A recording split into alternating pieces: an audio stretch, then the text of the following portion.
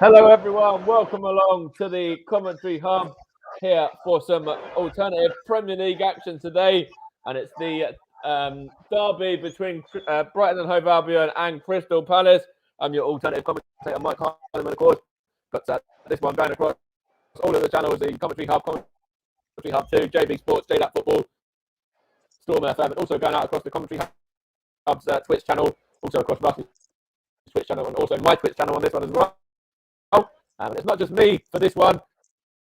We've got Nottingham's finest in Luke Turton alongside me as well. So good evening, Luke. How are you? Evening, Mike. Yeah, not too bad, not too bad. Looking forward to this one. It should be an absolute crack. Shouldn't it? You know, the original meeting between the two sides ended 1-1 earlier on in the season. A late goal there to level it up as well. And you know, if you look at these two sides and on paper as well, you know, there's not an awful lot really between these two sides. You know, a couple of places different in the Premier League tables and the standings, but you know, there's quality on both of these the starting lineups as well, which we'll go through in a minute. But you know, as I was just saying, Luke, as well, it's you know, set for a match of watering tie, and of course, only a month from now is Valentine's Day, and of course, Brighton Palace. There's only going to be no love lost, is there?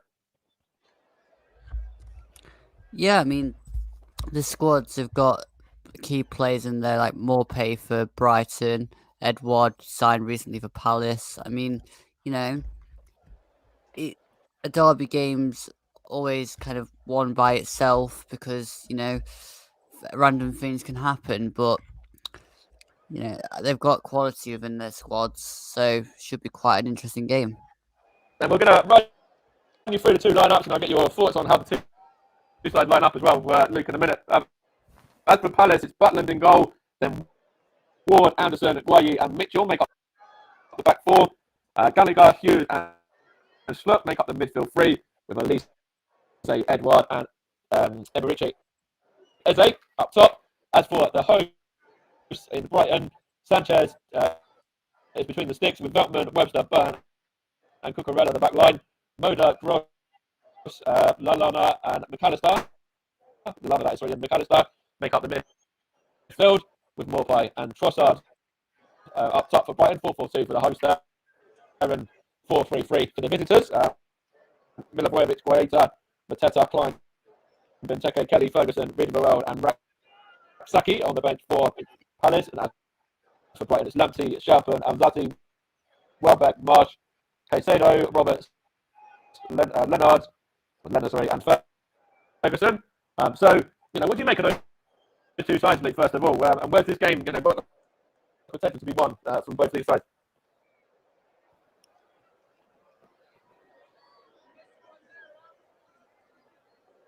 Oh, I think we lost you there, Luke. Are you there? Yeah, Mike, on my end, it's sounding really kind of blocky when you talk. Okay, is it? I don't know why.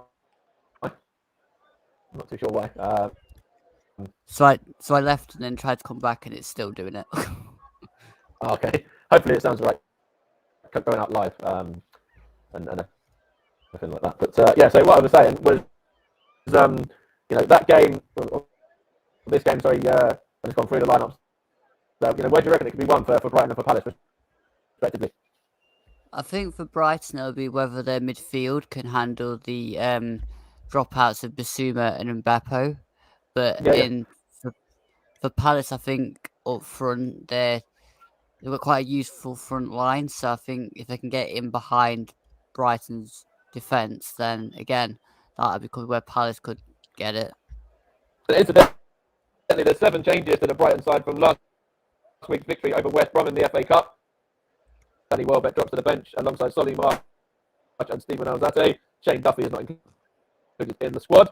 And as for Palace, there's only 1 change for them from the victory over Millwall, with Mateta dropping to the bench with Austin Edward coming in. So just the 1 change there for the Eagles, and just a little bit more, as I was saying, for the hosts. And it's going to be an interesting game. This one, of course, as I mentioned, the two sides know each other very well. They have met, I think it was 18 times in the past. And I think it's pretty much, in favour of Crystal Palace, but only ever so slightly. Palace have won 7. There's been 5 Brighton wins and 6 draws, so not really an awful lot in it in terms of the meeting, is there? Palace just edging it, but only just by the 2 wins. Yeah, I mean, that probably is the nature of how feisty these games are, that there isn't a lot in it. And again, Colin Gallagher could be another player that could edge it again for Palace. I mean, I think there is so many amongst both sides, and that's probably why they are so close together when you read the stats, because they are more or less the same standard of team. Absolutely.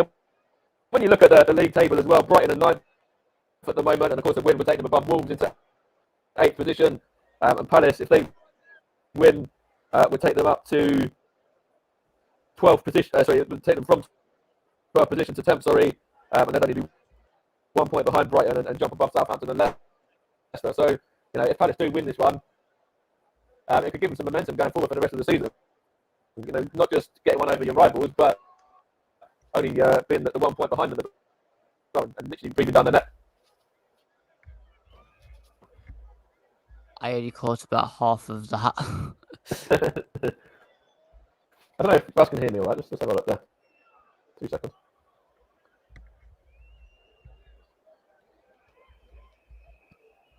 It's you, and it's actually Mike, by the way, but I know what you mean regarding JB's video. It might be, I don't know if we've got some more in there, Luke, but roughly. Oh, are we good now?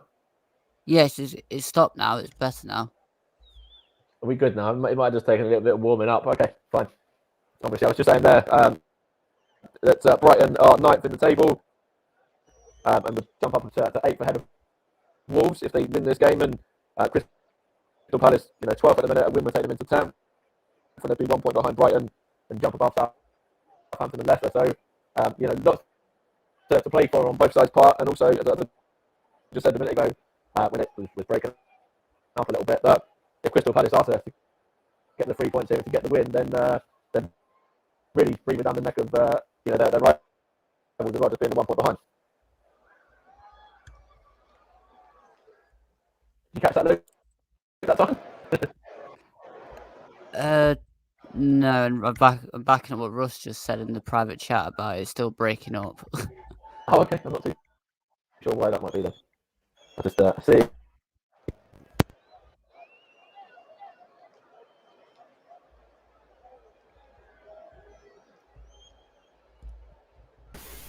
We will rejoin Mike as soon as possible.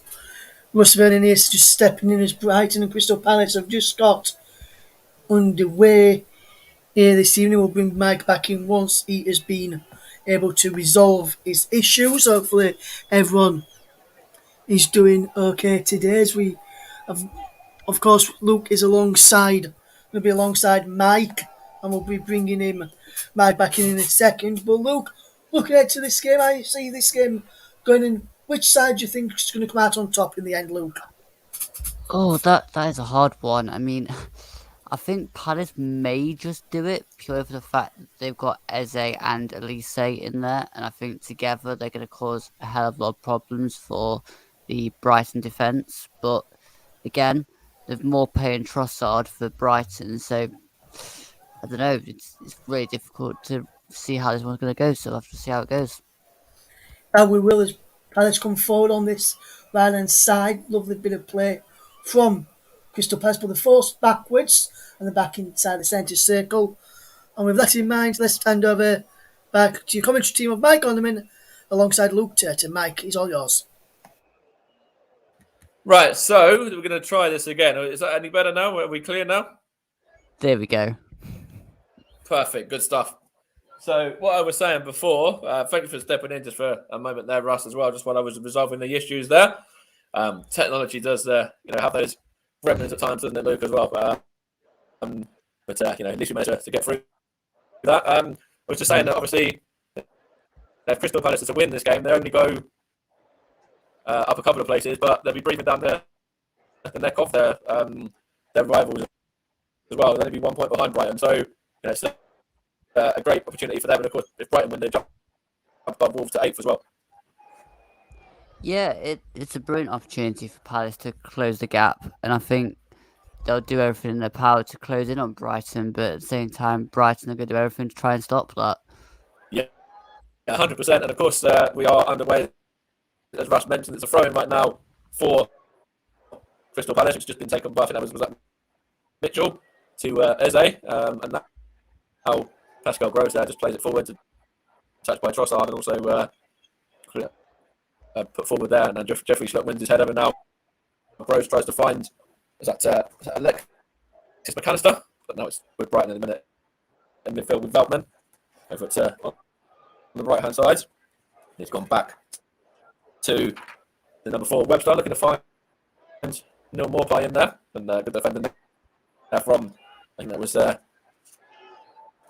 Palace defender Guay, and now it's all the way back to keeper Sanchez at the minute.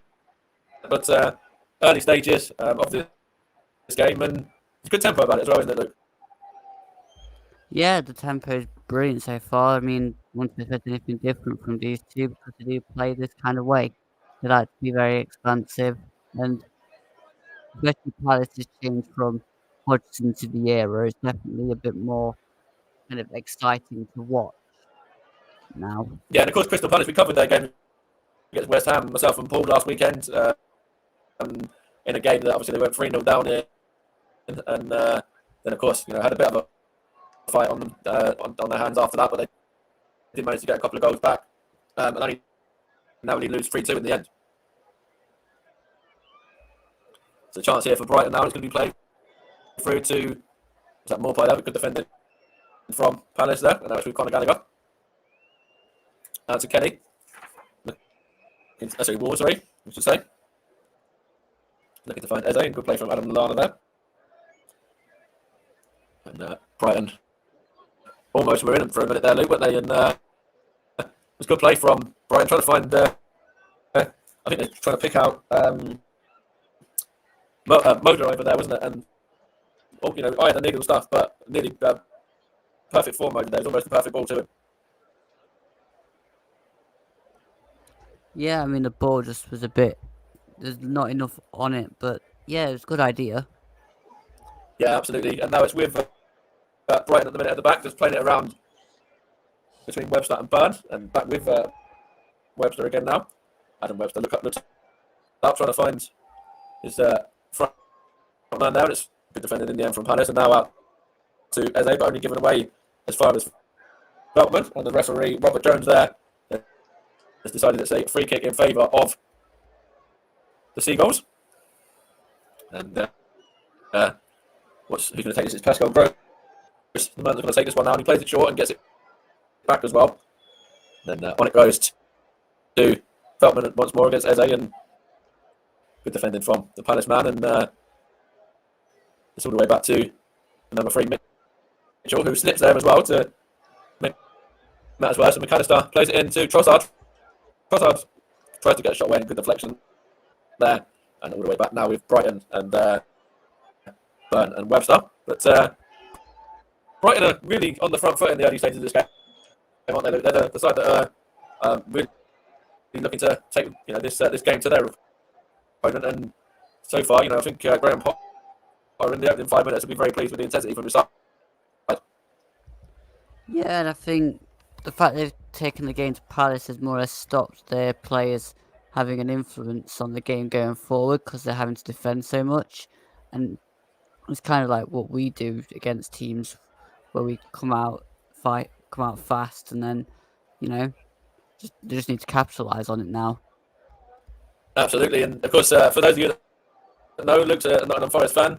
I am Arsenal for my sins as well, and luckily me and Luke got a real good after last week, but it would have been a funny one if we were supposed to be doing this together on the back of that that game last weekend where Nottingham Forest obviously beat Arsenal in the FA Cup. Here's Veltman now for Brighton. To be fair, I will give Forest their due for that as well. They were very, very good that day, and deserved the victory. You can't argue that. Here's Trossard now. And he finds Pascal Gross, and it's gone behind off of Jeffrey Schlupp there for a corner, and an opportunity for the likes of Webster and Byrne to get out from the back here as well, Luke, isn't it?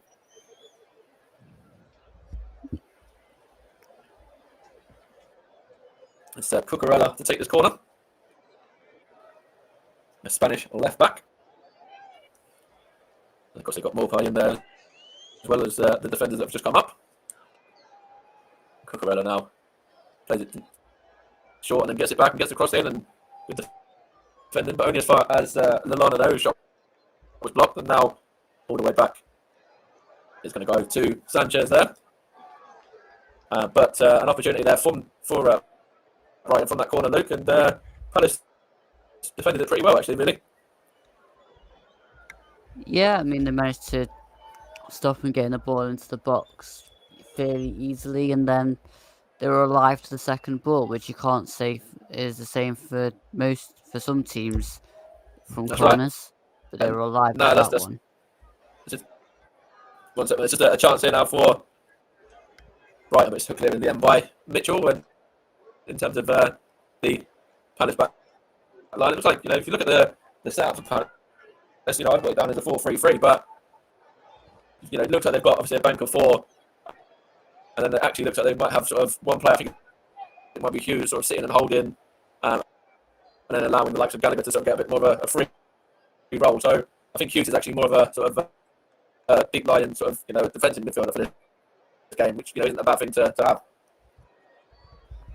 I mean, that's where Will Hughes is probably better. I mean, when he was at Watford, he was playing more advanced, but when he started out at Derby, he was renowned for playing that kind of deeper role and making tackles and then spraying the ball further forward. And now he's in possession now as well. He does lose out though, and it's all the way back to, is that Guay? I believe so. Yes, it is. And now into Will Hughes once more, and he plays it out looking for Ward, and he's got Lise on the overlap there as well. Just got a free kick here now to Crystal Palace there. Gallagher foul. And let's have a look here at this one for a minute as well. Through the back of him, actually, the Brighton man. Referee there got that one right for me. As I mentioned, referee Rob Jones, and he's assisted today by Adam Nunn and James Manrin. And also Peter Banks is on fourth official with Stuart Atwell and Ian Hussein, the two VAR officials for this game. As you just see, Patrick Vieira and Sean Derry there alongside the rest of the coaching staff from Crystal Palace. And Patrick Vieira, of course, masterminded this Crystal Palace side to a very good victory over Manchester City back in October. But after that, they've been on a very, very poor run, haven't they, Luke, as well? They've not really been able to get to those sort of heights that they set themselves after that victory at the Etihad. Yeah, but I mean, it's a chance here just to the end. Yeah. You could say that about a few Premier League teams, though, where they've had one freak decent result and then not. The chance here for Brighton is afterwards. Going to be Trossard's then. Trossard shoots. Oh, what a save that was! Jack Butland there made an exceptional save there to deny Leandro Trossard from making that 1-0 to Brighton. It looked like he was, for all the world, going to put that one past the former Stoke man there, who stood up well. And that was a brilliant save from Jack Butland there. Rolling back the years, to be fair, Jack Butland with that save.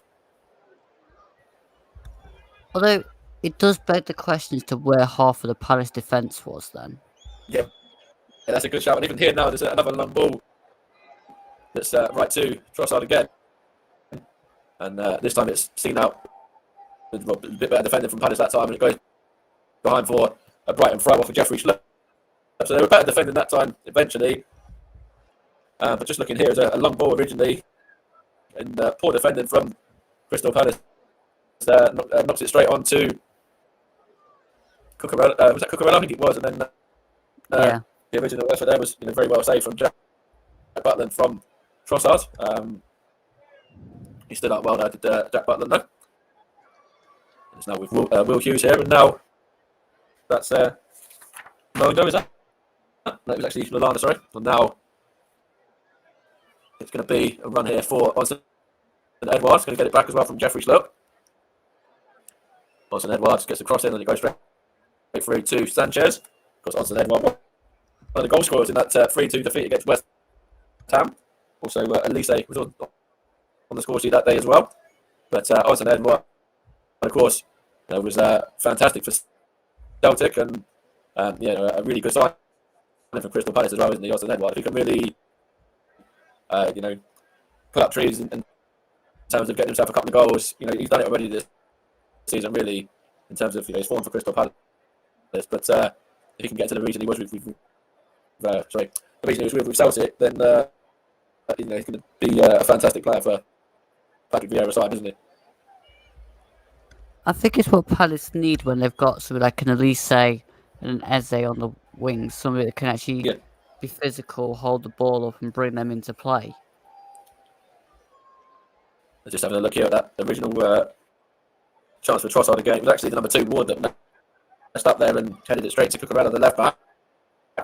And then Trossard, not able to direct his effort past Jack Butland. But, as you said, just 5-6 minutes prior to that, Brighton really started this game brightly. And Palace, the last minute or two, or a couple of minutes, have started to grow into it a little bit more. But, still think Brighton the side that are looking for, looking the most dangerous going forward at the minute. Yeah, I mean, Palace are a bit susceptible to balls over the top, I think. There's just a chance here for Crystal Palace. That's good defending from Pascal Gross, and it's now with Jeffrey Schlupp here. What can he do? He's going to try and whip one in, and it's put behind there for a corner ball. Is that going to be a throw? Let's have a look here. Might even be a throw, in fact, and it was put behind by, is that Moda that put it behind that time? It is only a throw as well. Could be taken by, who's that for? Is that Mitchell? Tyrick Mitchell, I think. He's going to throw this one now. At some point anyway, there you go, he throws it now to, Elise, was that there? Or was it Eze? And the offside flag was up, so that was a wasted throw there from Tyrick Mitchell. He's seen him, man, and just thrown it directly to him, and then the official there puts the flag up straight away. That's pretty wasteful from Palace. That wasn't with that throw on.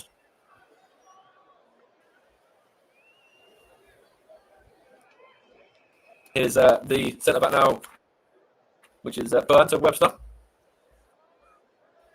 Back to Dan Burn again. Now back to Cucurella.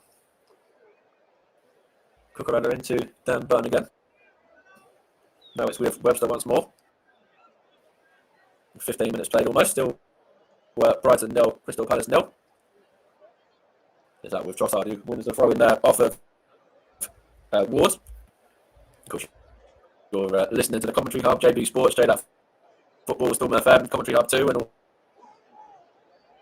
also on Twitter, in fact, on 3 Twitch channels as well. Mine, Russ's, and the Commentary Hub's official channel, with myself and Luke as well.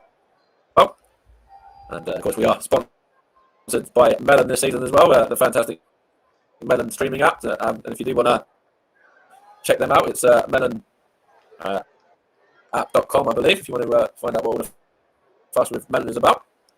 Here's a chance for Brighton now, and it's Moda. In fact, it wasn't actually. It was Alana that time and well defended. Now it's Veltman once more. All the way back to Webster. Across to Dan Burn. And back to Adam Webster again. Now on to Joel Veltman once more. Brighton just playing a little bit of keep ball at the moment in terms of just keeping possession, and there's a good long ball there looking to find Pascal Gross as well. Good touch from him, but the officials have either judged it as offside or handball, not quite sure. But either way, another chance for Brighton to get the ball moving forward there, wasn't it, Luke? And Crystal Palace, just about able to deal with it in the end. I think it has actually been given for an offside rather than potential handball. That's disappointing because they could have switched the play out the other side, and Cucurella was in tons of space on the left-hand side. Instead, they've opted to play it to a player that's in an offside position. It's a very strange one, isn't it? When teams do that, whether they're expecting the player to be fast enough or good enough to be able to get themselves back on side again. But you know, it's sometimes, Obviously, as you it's say, easier for us. sometimes Obviously, as it's you easier for us to. say, they've got better options on. They just don't realise they've got that option. Here's Conor Gallagher, by the way. Now It's, Jeffrey Schlupp, and now Tyreek Mitchell going to get a cross in and Cooker out of there. Is just going to bring that one out of defence, nice and easy, and he's going to look to try and get this one moving forward. It's a good ball as well. If you're going to find Pascal Gross, that was a brilliant ball. He does find it as well, and now it's with that's who was that there? That was the number 15, which is Moda. Now it's with the left back Cucurella again, who knocks it back to Burn there, and now Milano, and then Burn again, and now Adam Webster. He'll play it over to the right hand side to Joel Veltman. He'll play it into the middle where Alexis McAllister was the Argentine. And Brighton just in possession again right now, looking to find McAllister again. Gets it back. Good defending there from Will Hughes, and Palace see it clear. Here's Elise now. And now that's Eze is that. Or was it vice versa? It might be vice versa. In fact, I had it right originally. Here's Conor Gallagher now. And now it's back to Guayi, and also Anderson was involved there too. Now it's with Michael Elise into Jeffrey Schlupp. That was, I think he's got it back as well now. Excuse me, and they're good defending there, and a near post from Brighton, and hook clear in the end as well from the right back of Veltman. Now Will Hughes. Here's Tyreek Mitchell.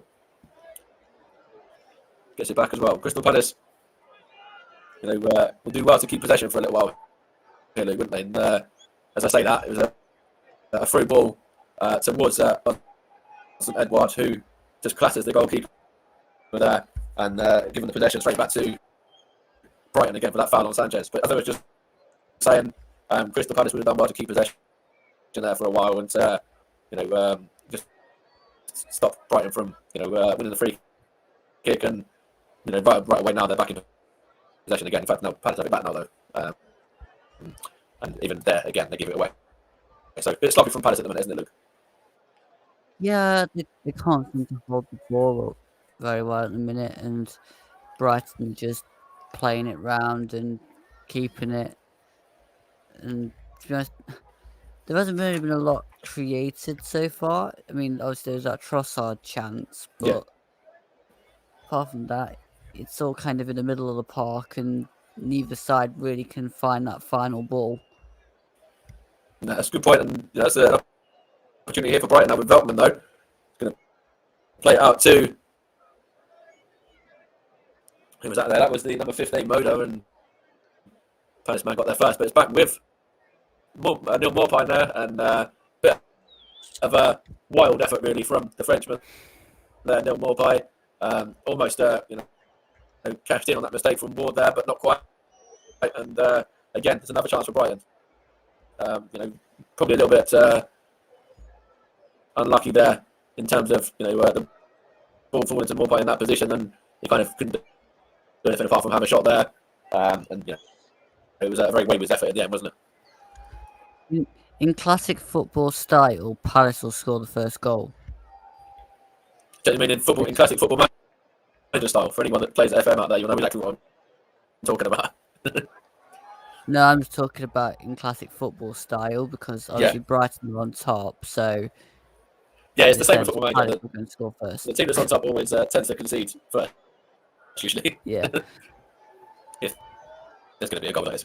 Here's that Veltman now. The throw. Yes, actually, it was Veltman. Throw it to Maupay, and now Gross, and now Lallana there. Good ball from the former Liverpool man. Out to Cucurella. Into Alexis McAllister. Now back to Cucurella again. Back to Adam Lallana. Look up here and play the ball, looking to find Neil Maupay. It's gone straight through to Jack Butland there, and Adam Lallana trying to get on the ball a little bit there and make something happen for Brighton, and that's what he's capable of as well. But if you can get Adam Lallana on the ball, he has got a pass on him. He can pick a ball out, They were put it on the 6 foot for you, can't it? Yeah, I mean, Adam Lallana is a quality player, but that ball wasn't quite up to his usual standards. I see what you're saying there. That's Burn now out to Cucurella. Incidentally, Brighton are wearing their normal blue and white, instead of blue and white stripes, of course. And Palace are in their changed white away shirt, yellow away shirt. I'm getting colourblind in my old age, Luke. Here's Cucurella now to Morphy there. Now McAllister out to the defender Webster. And out to Joel Veltman, of course, the Dutch international there, with a delivery in. Good head from, that was Anderson there. Former Fulham man. Chance here for Moda now. He's going to lose out there. It's a little bit pity, really, in midfield. Conor Gallagher out to Tyreek Mitchell now, and that goes to Eze, and comes off of the Brighton man last, who I think might have been Pascal Gross or Lallana, one of the centre backs, one of the centre mids, sorry, anyway. And away for a Palace throw. Palace kicking from right to left in this first half, of course. Palace could do with retaining the ball a bit better. Yeah, 100%. I fully agree with that as well. I think that, Brighton are looking dangerous when it comes to getting on the ball and getting moving and getting to the final third. And is that an elbow? Let's have a look at that there. That was Odsonne Edouard to Veltman. I want to see that again. He was leaning with his arm. I want to see whether it was an arm or whether it was an elbow from Odsonne Edouard there, or if it's going to be anything in it. The referee hasn't gone to VAR, so it was pretty much just a collision which was seen to be accidental from the French striker. But you've seen him give it in the Premier League where some players might see red for that. I'm surprised that it wasn't looked at least. Because we'll talk about Yeah, 100%. VAR. I think that I want to see it again. Maybe it's it might have been just a nothing really challenge. Where it was a little bit of an accident, but we'll have to wait and see. Hopefully they'll show a replay of it in a moment. Here's Webster now, back to goalkeeper Sanchez again. Back to Adam Webster once more. Going to play it looking for Trossard. Well, won by Guayu there, and going to go now Hughes. Hughes to Guayu, now Mitchell, and now Everreach Eze. Now Mitchell again. Now Joachim Anderson. Now Ward. Over on the right hand side. Plays it into Conor Gallagher. Loses possession as. Good tackle from the Brighton midfielder there. It was Gross, I think. In fact, it was McAllister that time. And now it's with Cucurella, and Ward just smashes it forward. One in the air by Burn, and now with Lallana, and back to Dan Burn again. And now Adam Webster. And now Joel Veltman. 25 plays, by the way, for anyone that's just joining us. It's still Brighton 0, Crystal Palace 0. Here's Pascal Gross there, and good cross in and put behind. Under no pressure really at all from Ward there.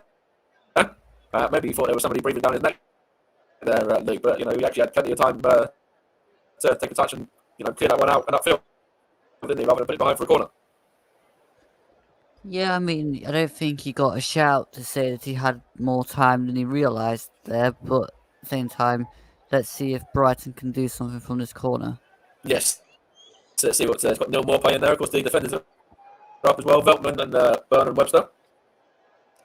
It's going to be whipped in. Looking for the head of the number 4, Webster. And saved by Jack Butland there, but there was also a foul in the build-up as well. And it was on Mark Guay, I think. And the referee got that one spot on. See who it was actually on. Was it on Guay? Was it on Jeffrey Schlupp? Might have been, in fact. There's definitely a push on Guay there. Yeah. So it was the centre-back originally, yeah. Although it was... I think he was already going down already there, though. Yeah, it's one of those ones where sometimes if you don't get them given, you'll be frustrated, and if they are given against your side, you'll be frustrated as well. And if there was to be a goal and a foul in the build-up, then you're frustrated that you're not getting a free kick for that one. I think as well. If you're on the defenders' side of that. Here's Cucurella now.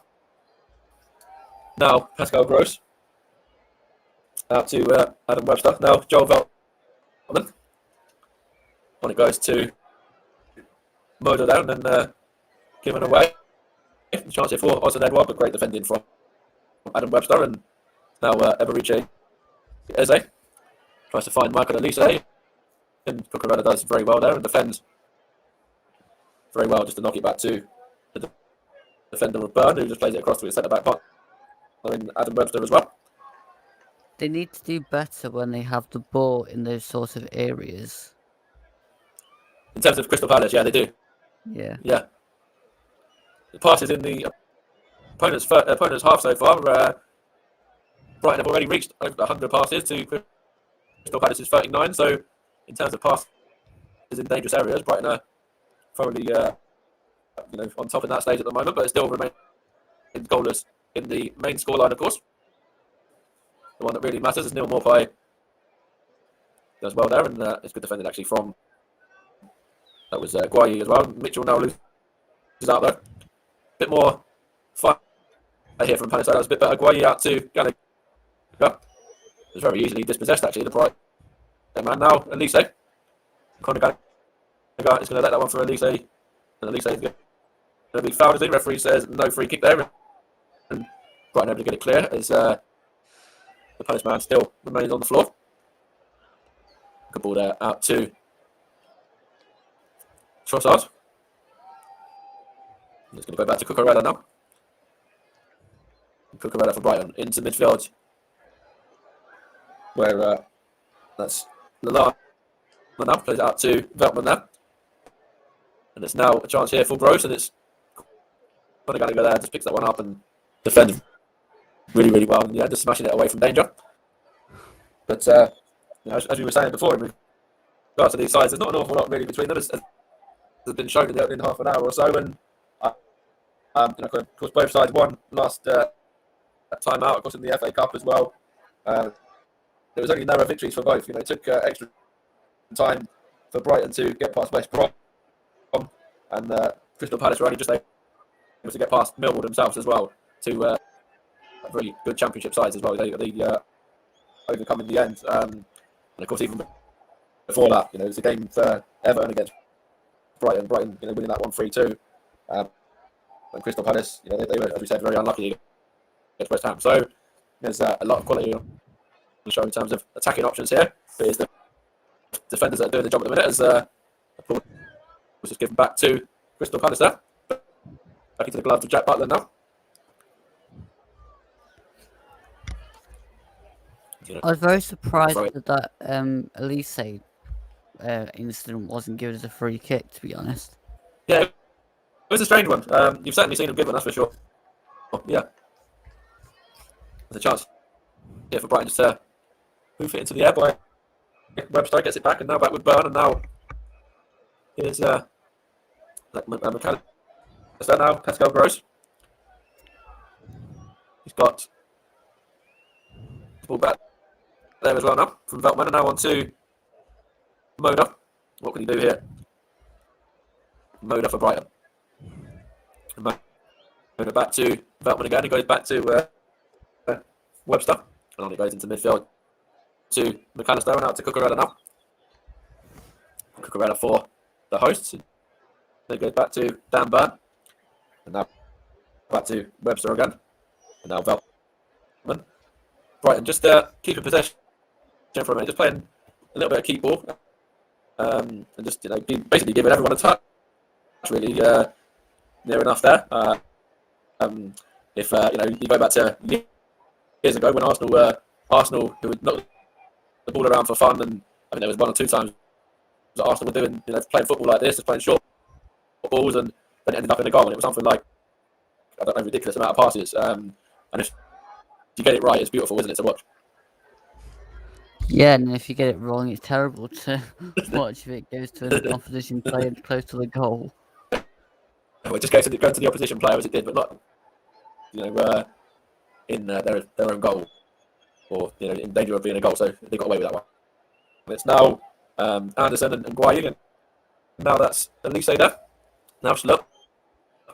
Now Austin Edward goes out to Conor Gallagher, gets a touch on to Michael Elise, and now Conor Gallagher again up against Alexis McAllister.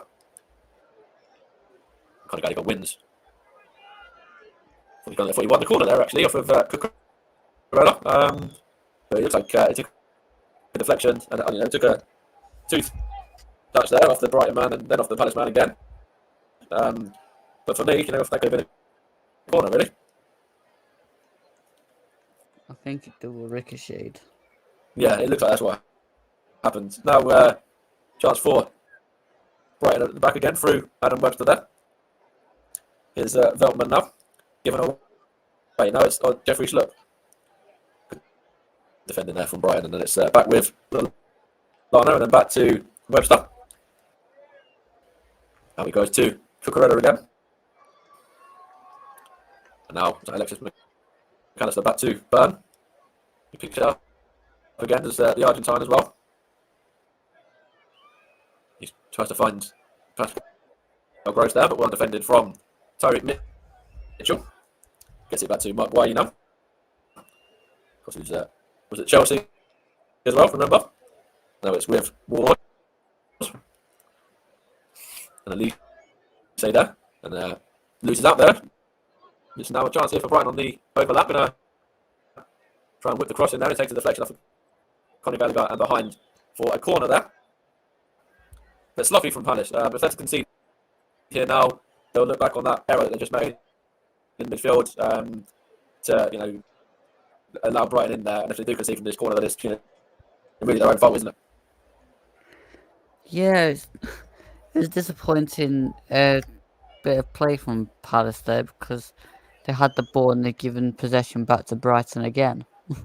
It's happened numerous times in this first half as well as the corners whipped in, but well seen out in the end by Palace, but only as far as Pascal Gross. I'll see for Veltman now. Veltman takes the deflection and falls to Modo, and his effort there is wayward and over the top of Jack Butland's goal and not troubling. Leaning back on the shot there. Yeah. And was leaning back there and didn't trouble the Palace goalkeeper there, sorry, I should say. Coming up to 10 minutes remaining of this first half. Still remains goalless. Right. They've had the best chances so far, really. I think Neil Maupay and Leandro Trossard probably both had a chance really themselves. Where I think the Leandro Trossard one in particular was potentially could have done better with. I'm not too sure what's happening here. The referee's having a word with a few Palace players, and also Neil Maupay is in there as well, and Veltman as well. They're looking at something on VAR, I think.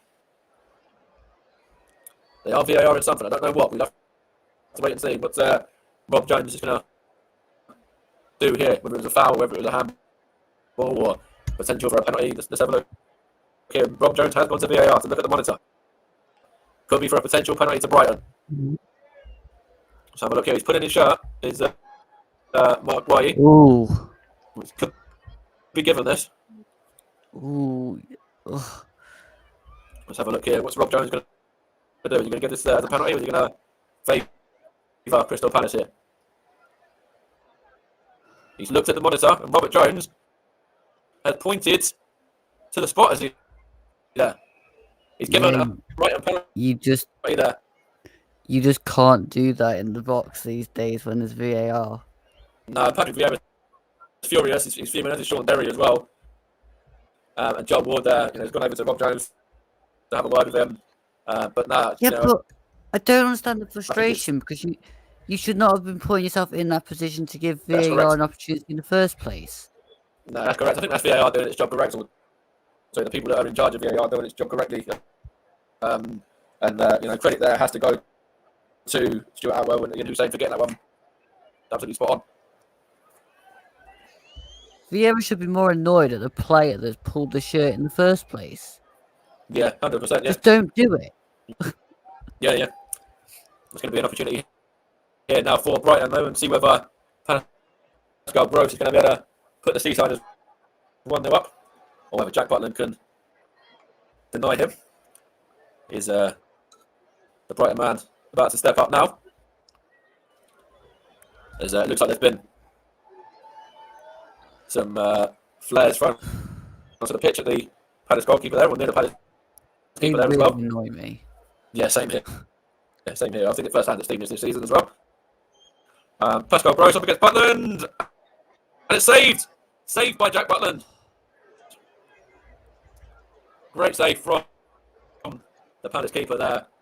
A bit of a poor penalty, actually. Very soft and very weak from Pascal Gross. But Jack Butland did everything he needed to do there. Moved in the right direction. Got a very good save there as well. And in the middle of the goal, it's slow and it's low. Why?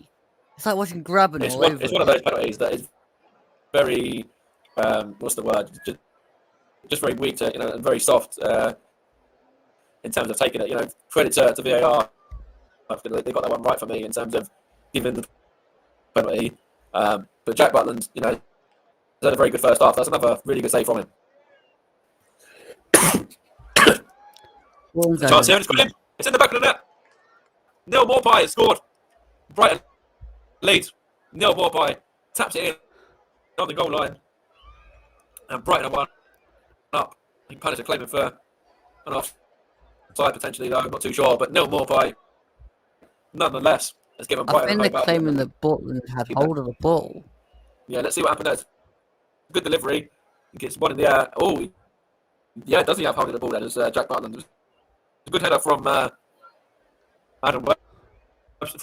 Burn originally. Jack Butland, has he got hold of the ball? Is he onside? Or is he offside as well? Morpie just come off his knee in the end and into the back of the net. Is this one going to stand? My thing is I think he's got two hands on the ball and then Morpie knocks it out of his hands.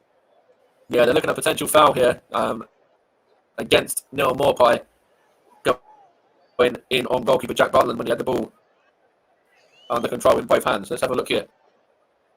It does look like he had the ball kicked out of his two hands there from the French striker.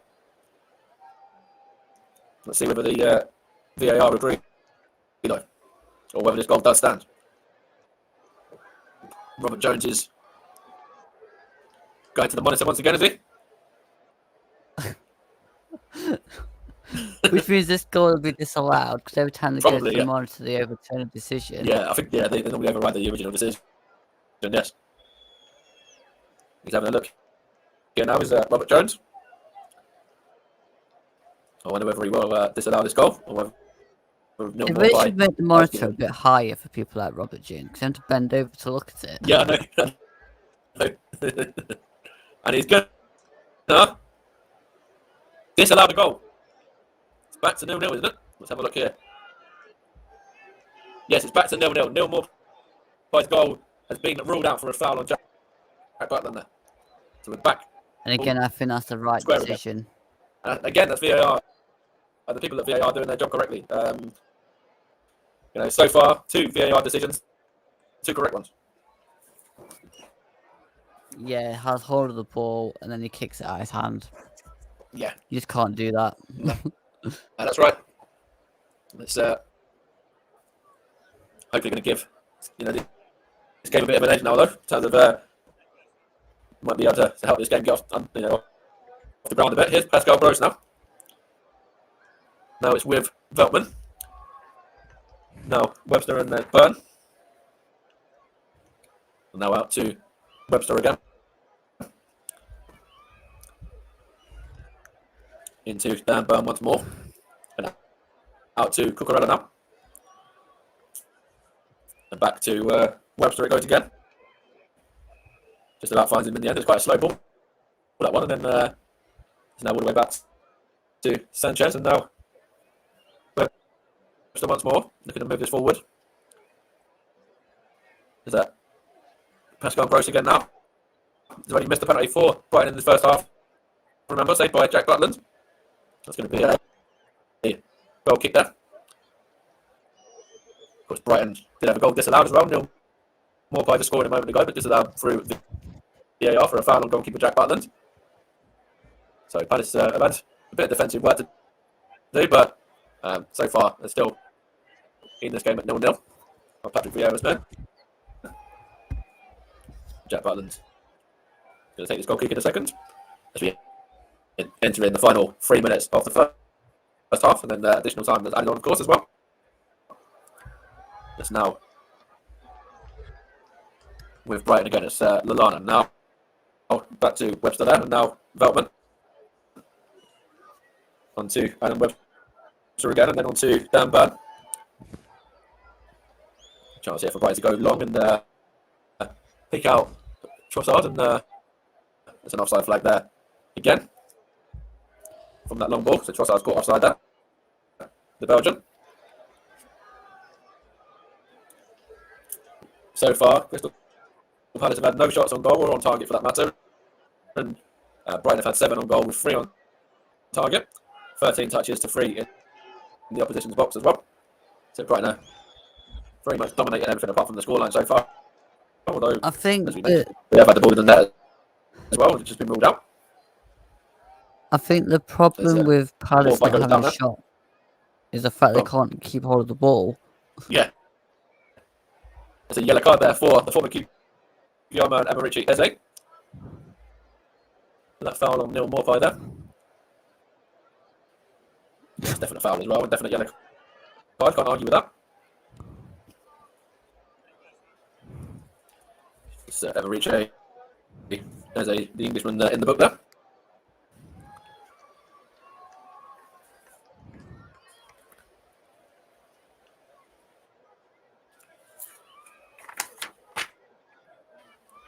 Chance here for Pascal Gross in a minute to whip this one in.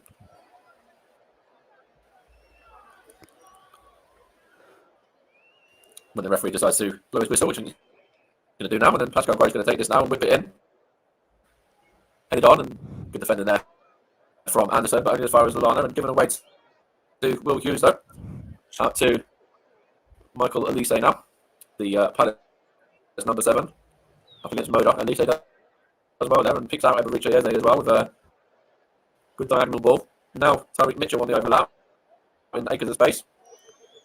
Going to play it back to Jeffrey Schlupp now on the edge of the box. So now Will Hughes. Now it's Ward there was that, and now Elise.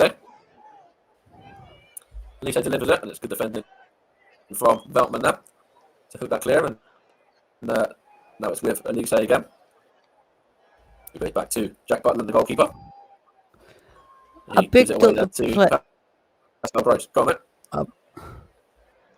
up Eze and Elise before kickoff, but the creativity's not really been that great from Palace. No, they haven't really had a lot of their attacking players in dangerous areas in this game, have they, so far in this first half? As Mitchell now plays it to Eze, and Eze has a shot there, but it's blocked by the midfield of Brighton there. Now it's with Alexis McAllister. We're into 3 minutes of additional time at the end of this first half as well. Now it's McAllister back to Ward there. Not Ward, sorry. Burn, sorry, I should say. Now Gross, and now Veltman, and now Webster.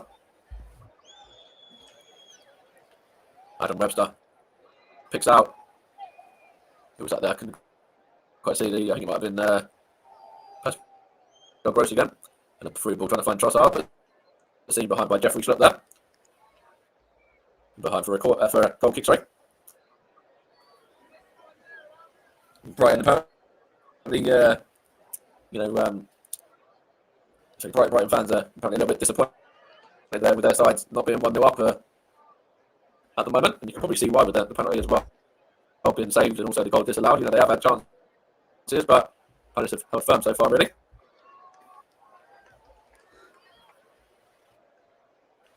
I think the biggest criticism for Brighton is the penalty. Yeah, it was a soft, weak penalty as well from Pascal Gross. You know, there's no power on it was there at all, really. And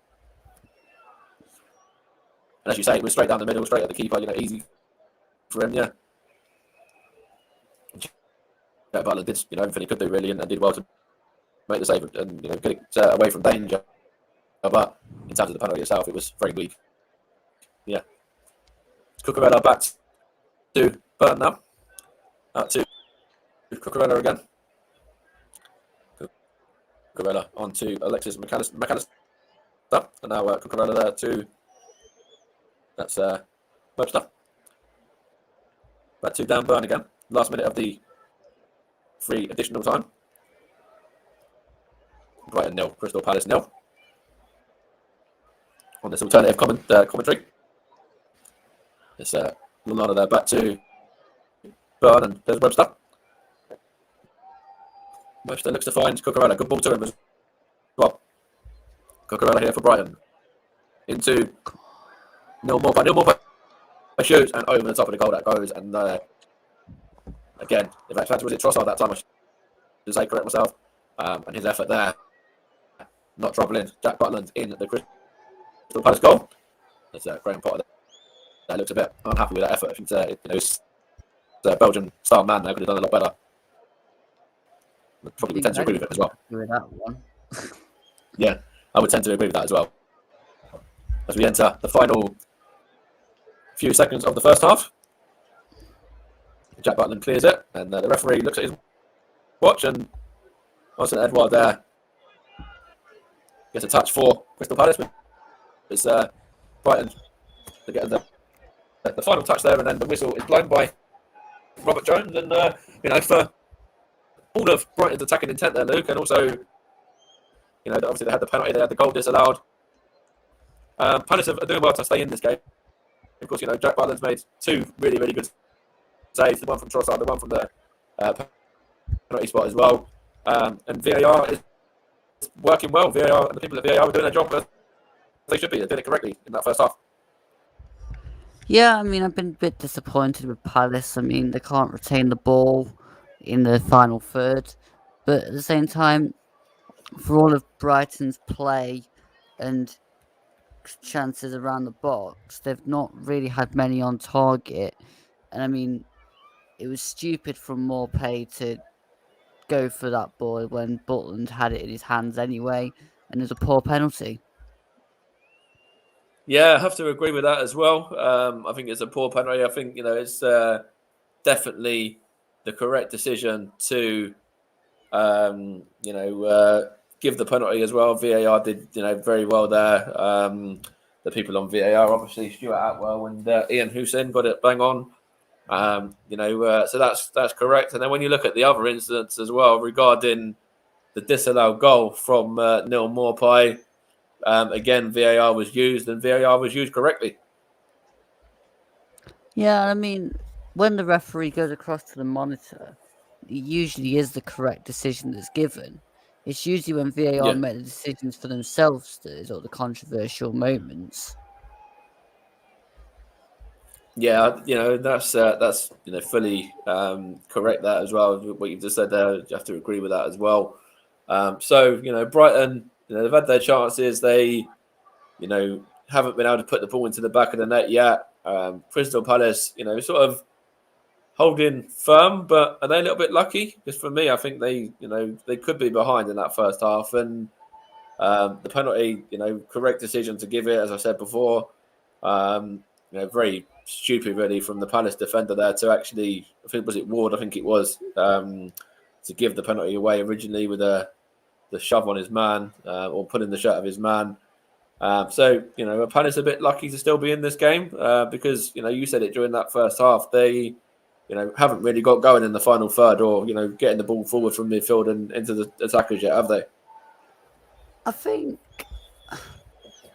don't think lucky. I just think they just haven't done enough to be going in 1-0 up. But then again, Brighton haven't either, because they got the penalty but then didn't capitalise on that. I mean, that was nothing to do with luck. That was just Pascal Gross hitting a poor penalty. Yeah, So yeah. to be honest, I think 0-0's a fair reflection of that half because nobody really did enough to say, well, we'll go in 1-0 up. I have to agree with that as well. When actually, when you look at some more, information regarding facts and stats and things like that, Brighton are actually winners in their last 5 Premier League meetings before today, and Palace looking to win 3 successive league games at the Amex as well. So it's an opportunity here for Palace in the second half, isn't it? If they look into that, information there and a bit of statistics and facts there, um, there's an opportunity for them there. And actually, as I mentioned before, in the last game there was a last-minute goal that pulled them level. It was actually a stoppage time goal as well. When in the previous 3 league encounters, there's been goals in 90 minutes plus after the 90 minutes as well. One that earned a win for Palace, and 2 that earned Brighton a draw. Brighton draw, sorry, including the last game between the 2 sides that ended 1-1 earlier in the season. I mean, Palace just need to. Well, Patrick Vieira needs to motivate Eze and Elise and give them a bit more confidence to get us on the ball and drive at the Brighton defence. Because at the minute, when they get the ball, you've only got Edouard to aim at.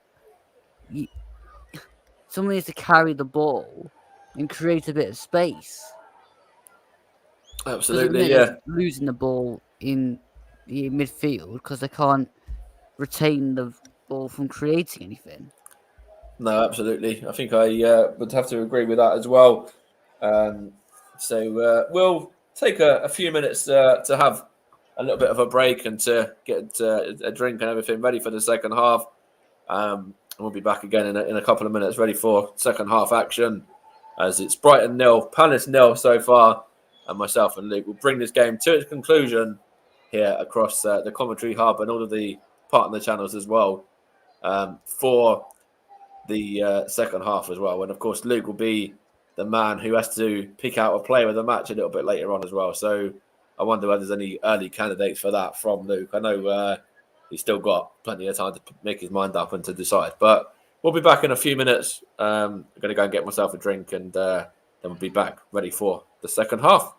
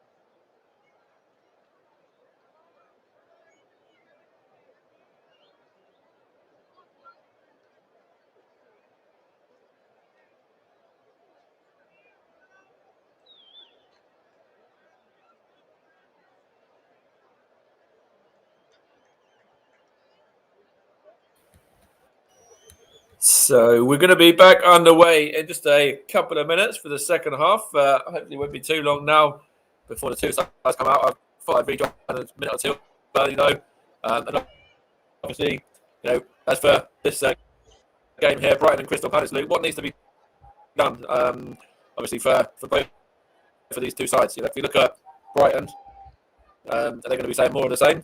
And for Crystal Palace and Patrick Vieira, is it going to be maybe an opportunity to go to the bench? Maybe we have to go to the bench pretty early. Do you reckon? I think for Brighton, it'll be more of the same, but with a little bit more creativity and be less wasteful with their chances. Yep. And for Palace, it'll be to actually create something to actually see how good their chances actually are.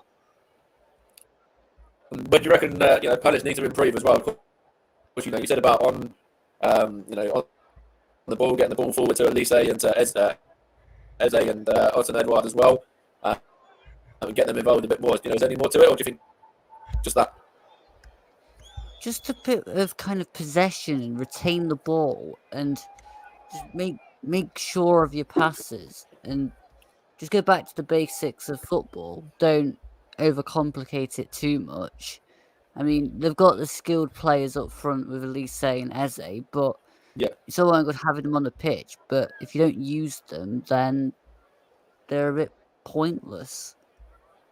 Palace did actually master a shot in the end. It was not a shot off target, but they managed to have one shot in that first half. I know what you mean. It's one of those ones where at least it's something for them to build on, I suppose. I wonder whether they can do any subs at the break as well. We'll just have to confirm that in a second. But Neil Maupay there obviously had the ball in the net earlier on in the first half. This allowed for a foul on Jack Butland there. As I was saying before, there's some good stats here between these two sides as well, information regarding the past meetings and stuff. And the tally of 27 points at this stage is actually Brighton's highest in the top flight after 19 games as well, since 1981-82. So that's what shows how good this Brighton side have been this season. Yeah, they've been impressive, but at the same time, you to be impressive, you have to consistently stay on the same level, and I just think they've dropped a bit recently. And I think Basuma and Mbepu definitely have an impact on this team, and without them, it's a bit. You can tell a bit that they're not playing.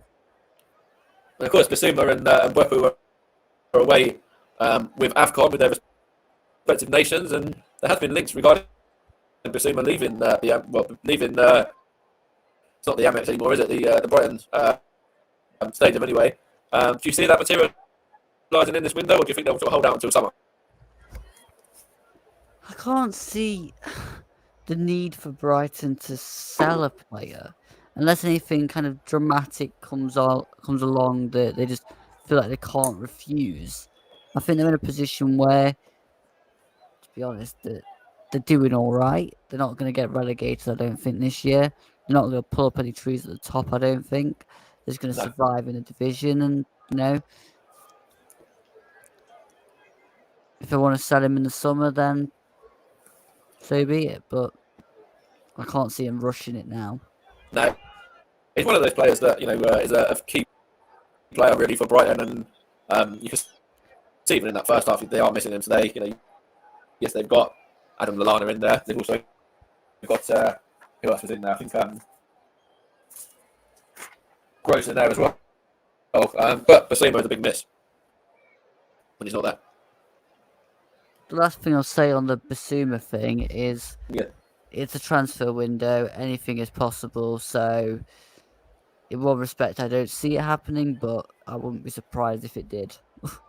I think anything's even more possible now. Sort of these days with Newcastle as well. When Newcastle obviously having money to spend, I think if Newcastle want a player, they'll get a player in this window. Yeah, but I think that has been shown and proven when it comes to Chris Wood, to be fair, as well.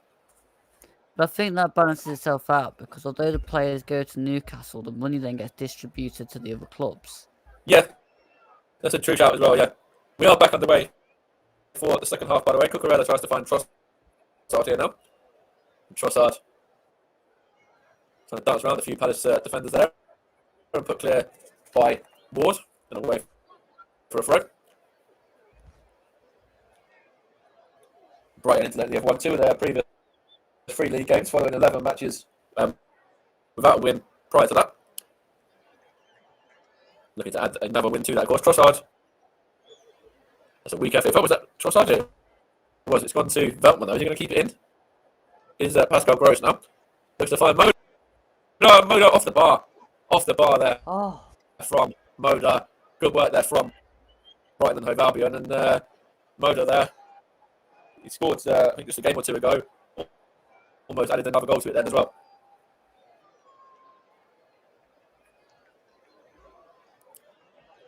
It's the post, in fact, and just have a look at the ball. Actually went out and play as well there. I think Sort he of a just managed to keep mixture. No, it was actually the crossbar, yeah. Here's Elise now.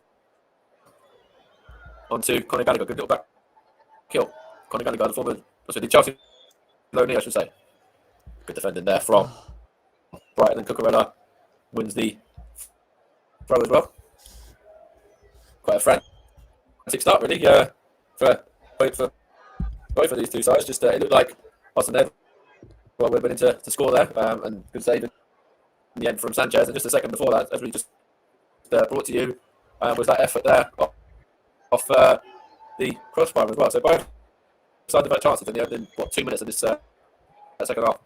But that's what Crystal Palace need to do more of. Put more balls like that into the box, because the more balls you put in that sort of area, the more likely Edouard, Elise, Eze are going to score from them.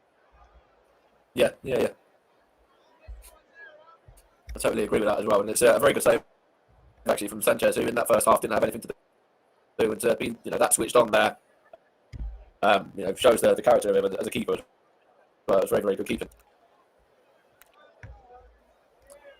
It's Veltman there just heads that one out of play for a throw-in to Crystal Palace. We'll be taken by Mitchell to Eze, and now back to Mitchell again. Looking to find Monson Edouard there, and all the way back it goes to Burn, and then Burn gets it back from Cucurella, I should say. Now Adam Webster onto the right back, which is Veltman. Of course, Lamptey's on the substitutes bench today as well for the host there. Here's Cucurella, tries to find a through ball to McAllister. McAllister does get it eventually, though. Tries to find Moda. Moda's in. Moda! Oh, again, that's another great bit of play there from Brighton. And I'm not too sure if that's Jack Butland there or the defender who got the last touch, but last ditch just defending from Crystal Palace again, and good ball to Moda. Moda there. It was actually another save from Jack Butland. He's doing really, really well with Jack Butland so far. He made 3 really good saves now in this game. He's having an insane game, Butland. He's playing very well. It's again, he comes out and claims that.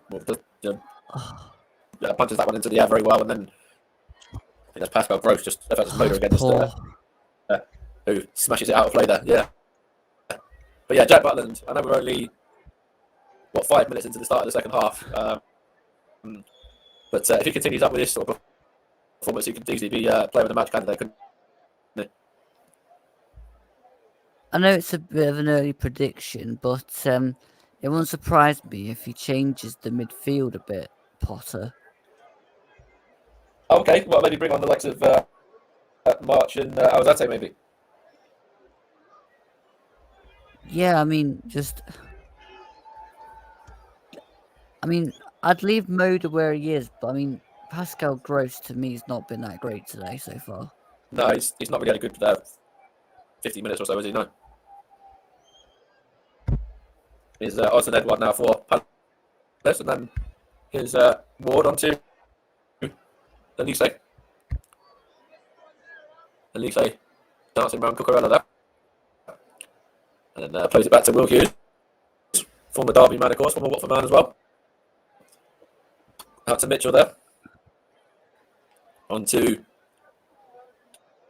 Eze there, was that? Just look back to Guayi and now Anderson. Now Ward. Palace to do well to keep possession again as Ward has it back and now Hughes. On to Guayi. Now Tyreek Mitchell.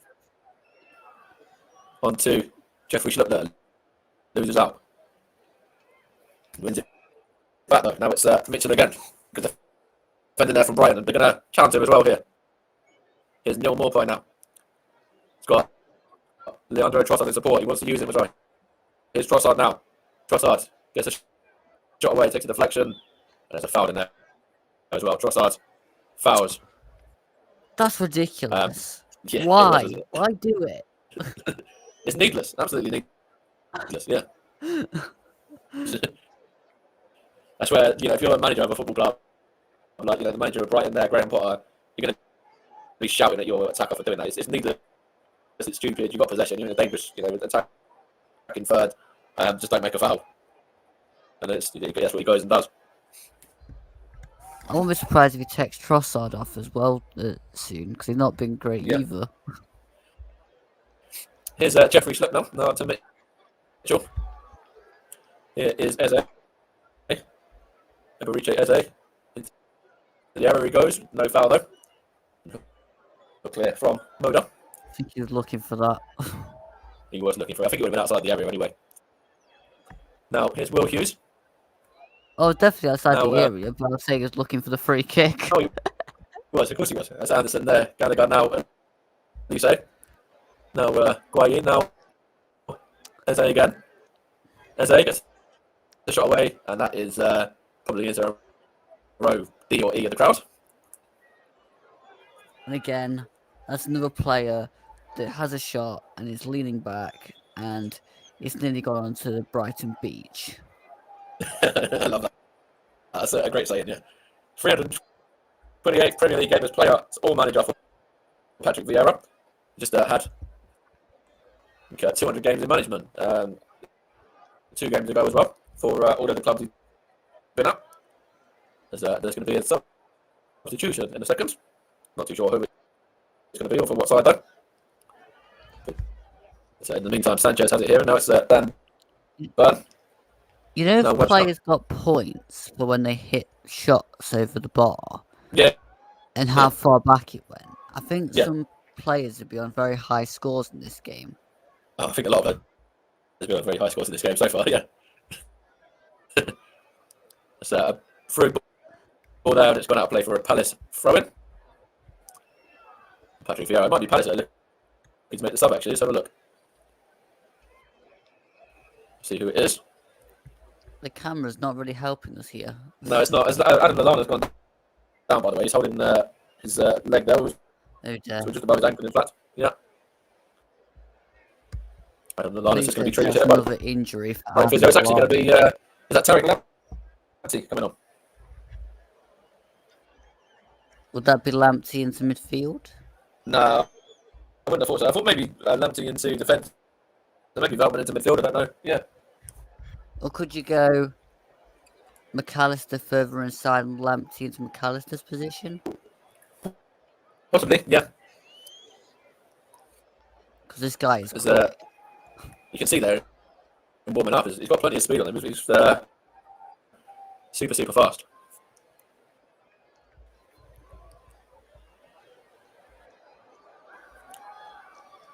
And they're looking at here now. Just referee Robert Jones is looking at something. But Lallana is Lallana coming off? Maybe is that going to be the end of Adam Lallana's evening? Definitely Lallana coming off because he took the armband off. Yeah, so it's going to be Lallana off to be replaced by Lamptey then. I wonder whether that's the start they were going to make already with Lallana coming off, or whether the injury there has played a part in him. I wouldn't see why they kept Lallana off if he wasn't injured. Yeah, that's right. So Lamptey is coming on to replace the former Liverpool man there. The first up for either of the two sides. And straight away looks like he's going into centre mid there. Was he maybe, yeah? Was he going to sort of right mid? Let's see. Either that or he's just jogging over to right mid. Yeah, maybe right mid. Let's see. Yeah. So a throw in here anyway for Palace when we get back underway again. So I think is that Tyreek It's Mitchell? hard to really tell them What do you because think? I've done that squish into the same Yeah. place, little Yeah, grass type thing. Yeah, it's a good header by Webster. And now here's Will Hughes. Looks it clear, but only as far as Webster, who just knocks it back to keeper Sanchez. Now Adam Webster again. And now it's with... Who's that there? Is that Veltman? Sorry. Given away. Now it's Elise. Michael Elise for Crystal Palace. Elise still has it. Now it's with Ward. Now it's with Anderson. Now back to Ward again. Onto Elise, who could defend it from Burn and seen how to play for a throw as well to Brighton there. They've Tony done what I Bloom's, said they were going to do. Tony Bloom, Put Brighton and Hove Albion, of course. The owner of Brighton there. Got what you said? They've done what I said about putting McAllister into the centre and putting Lamptey into his position. And then there you go, Mystic Luke. He was listening to you. So Ward with his throw in now.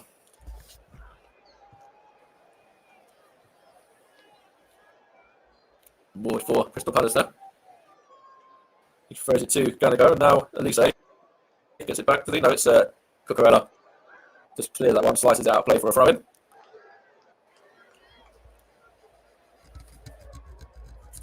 And given away now, Brighton have it back, trying to find Trossard. Is that? Now, off of Palace man and away for a throw. Off of Ward, I think that was.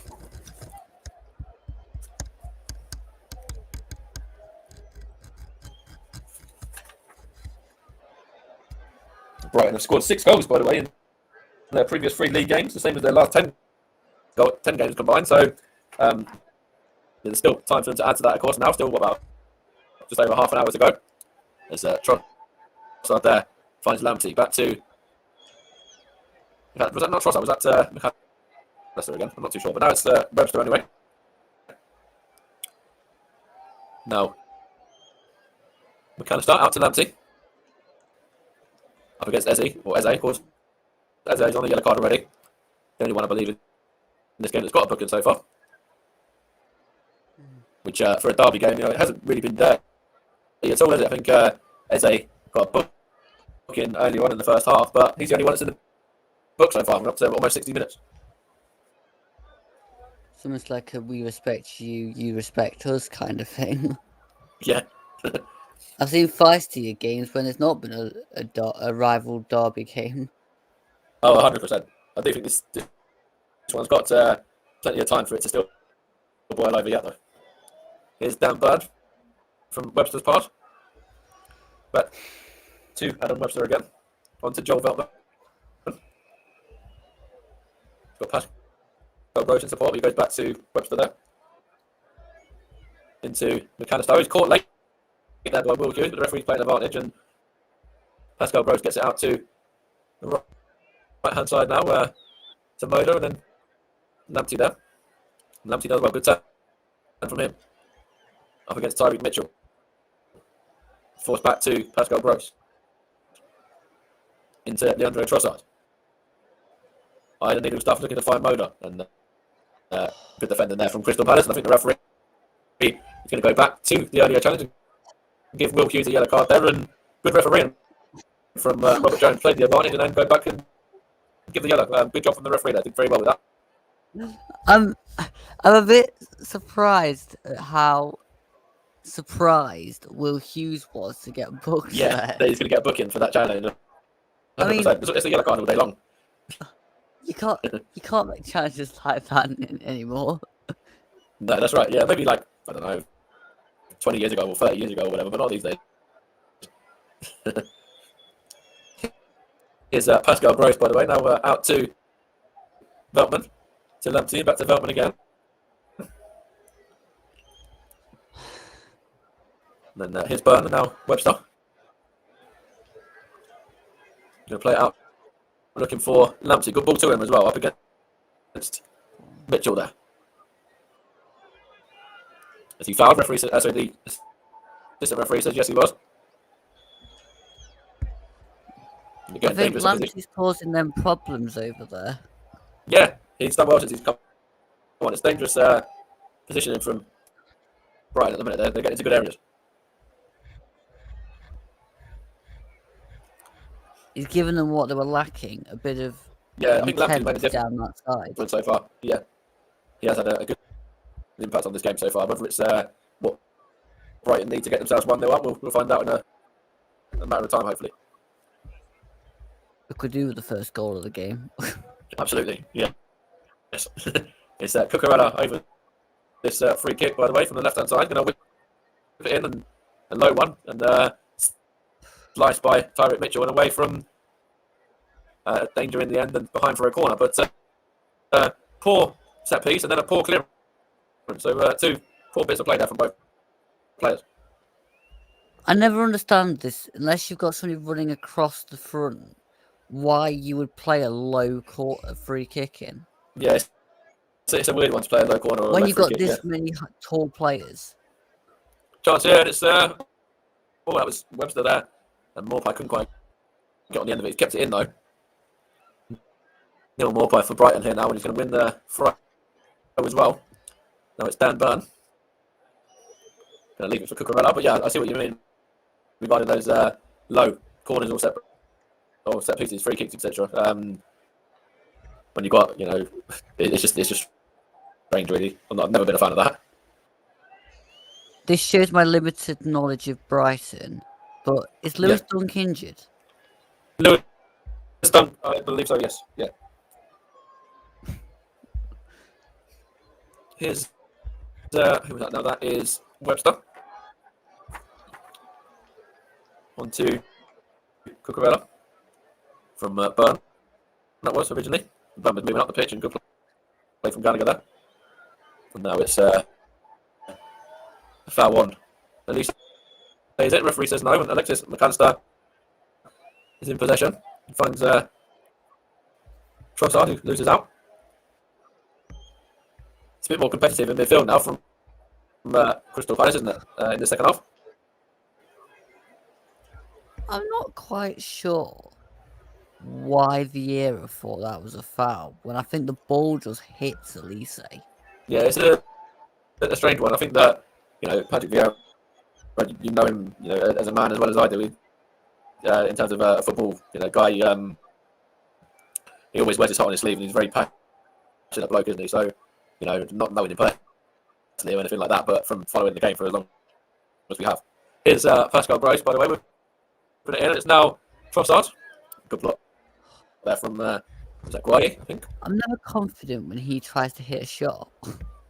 No, he's not really been won his game today. Here's Trossard now, and now Dan Byrne up against Ward there, and Ward's fouled as well. Another one of my bugbears. When you're in the corner, why commit a foul? It's the most needless time to make a foul, yeah. Yeah. Just usher it. Try and usher the player out of the pitch. Don't foul him because it just relieves all the pressure you've just built up. Absolutely. No, what I do like is when it comes to throw-ins and things like that, and you're boxing your opposition in from throw-ins. I like that. As there's a substitution for Palace now, by the way, as well. And it's going to be the number 4, the captain Milivojevic coming on. I think they're making a double sub as well. I think Mateta is coming on as well. So that's Ed Ward off. And also Ed off as well. Say I've seen much of this Mateta. So who was that to come on? It was Mateta and who was the other one to come on? Was it Milivojevic? I think it was, wasn't it? Yeah, Mateta and Milivojevic for, I think it was Eze and Edward. Yeah. That's alright. That's fine. So we're, who was that there? Let's just come on. Was that no, that's Anderson there, that's right. Here's Cucurella for Brighton there. Now back to Dan Byrne. And back to Robert Sanchez. And then on to Adam Webster. And now it's out wide right to Veltman. Back to Webster again.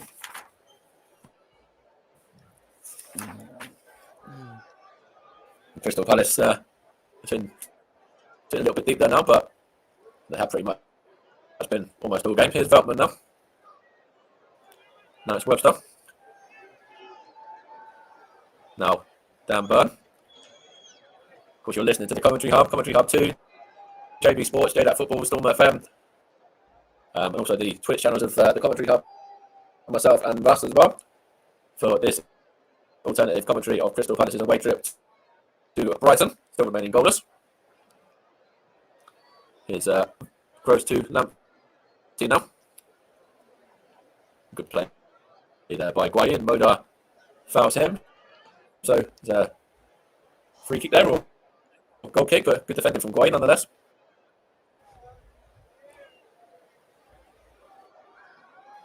Palace have now doubled their shots, still yet to have one on target, but they now had 2 efforts.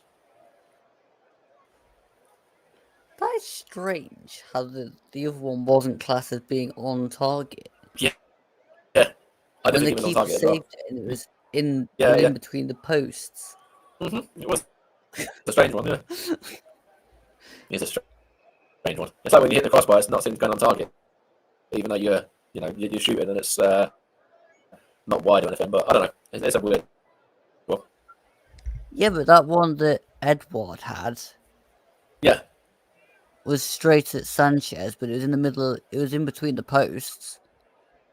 Maybe it's not seen as a shot. Maybe it's seen as a pass back. But I don't know. It's that collision there with Moda there. Just gone down holding his head as Anderson knocks it back to his keeper there and gets it back as well. Now it's with keeper Butland there. Gives that one away. Now it's with Guay. Now Anderson. Now Ward. And about 21 minutes to go. Still remaining goalless. This is Ganigo to. Who was that there? Was that Elise? Now it's Ward nonetheless. Now Mitchell. Now Hughes. Hughes looking to find the chance here. Was that Mateta? Now it's Gallagher. And it's put it in. Conor Gallagher has given Crystal Palace the lead. What did I say? What a goal. What did I say? Yeah, I know 100%. You said it earlier on. You said, for all of the dominance of Brighton and Hove Albion, it will be Crystal Palace, the side that have been on the back foot for most of the game, to get the goal, and you're bang on. You're absolutely right. And it's Conor Gallagher, that man again, on loan from Chelsea, showing exactly, why he's so highly thought of and raved about.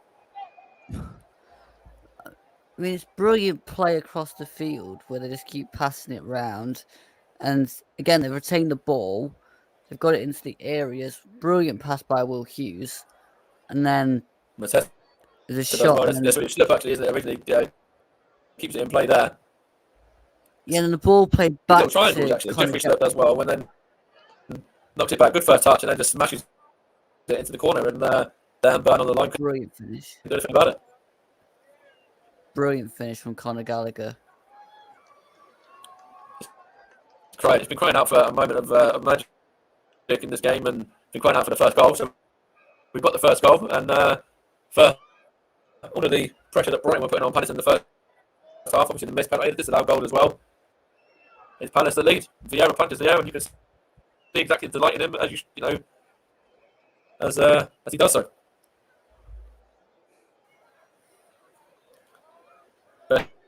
Best scoring season of career as well for the Palace midfielder there. 7 goals this season for him. You see that the away fans are loving it. They're jumping up and down. They're bouncing. They're loving life right now. As it looks at the second as well. Here is Jeffrey Slip now. It's good defending from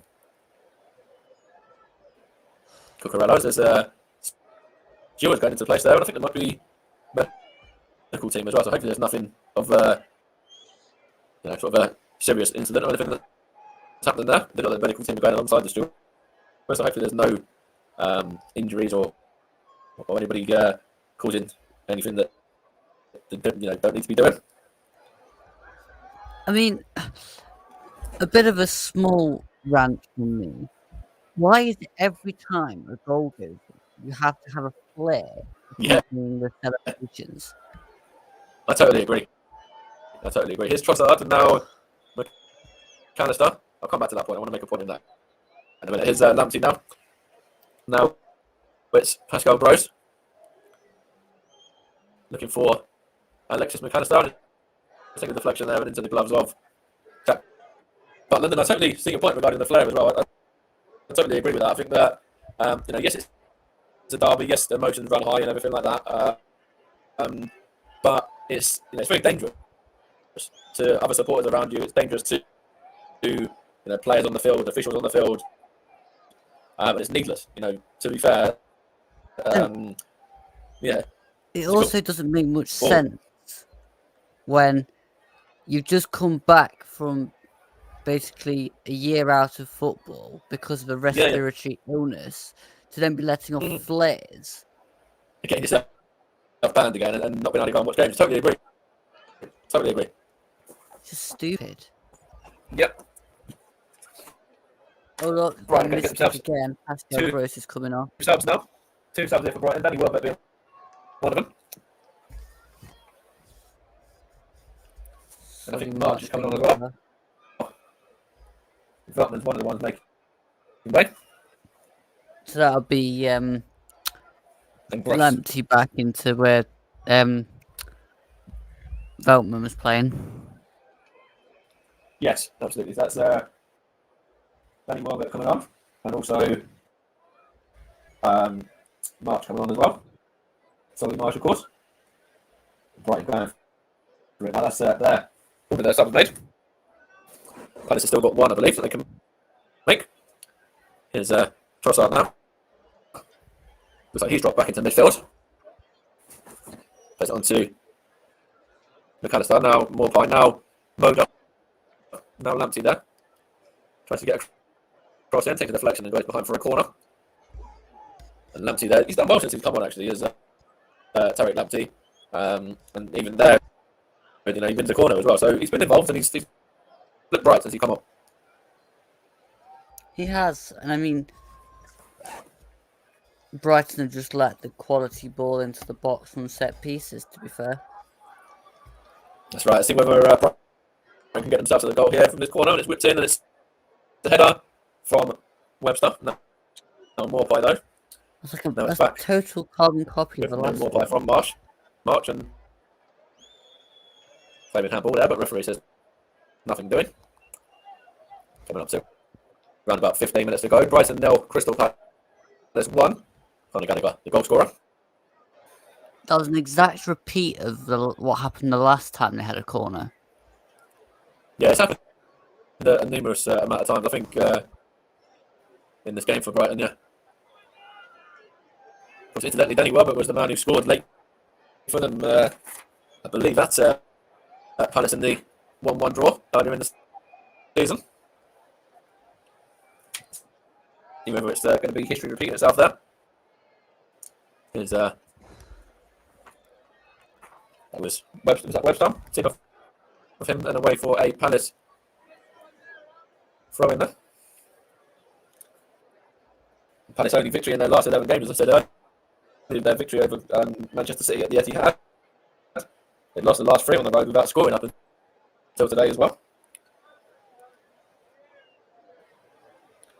And never won a Premier League game on a Friday up until today either. See whether they can change that one around. Cook about it as well there. It was Neil Morpie, in fact, rather than Danny Welbeck that scored late on in the match earlier in the season after 5 minutes of additional time. Will Zaha for Palace on that occasion from the spot.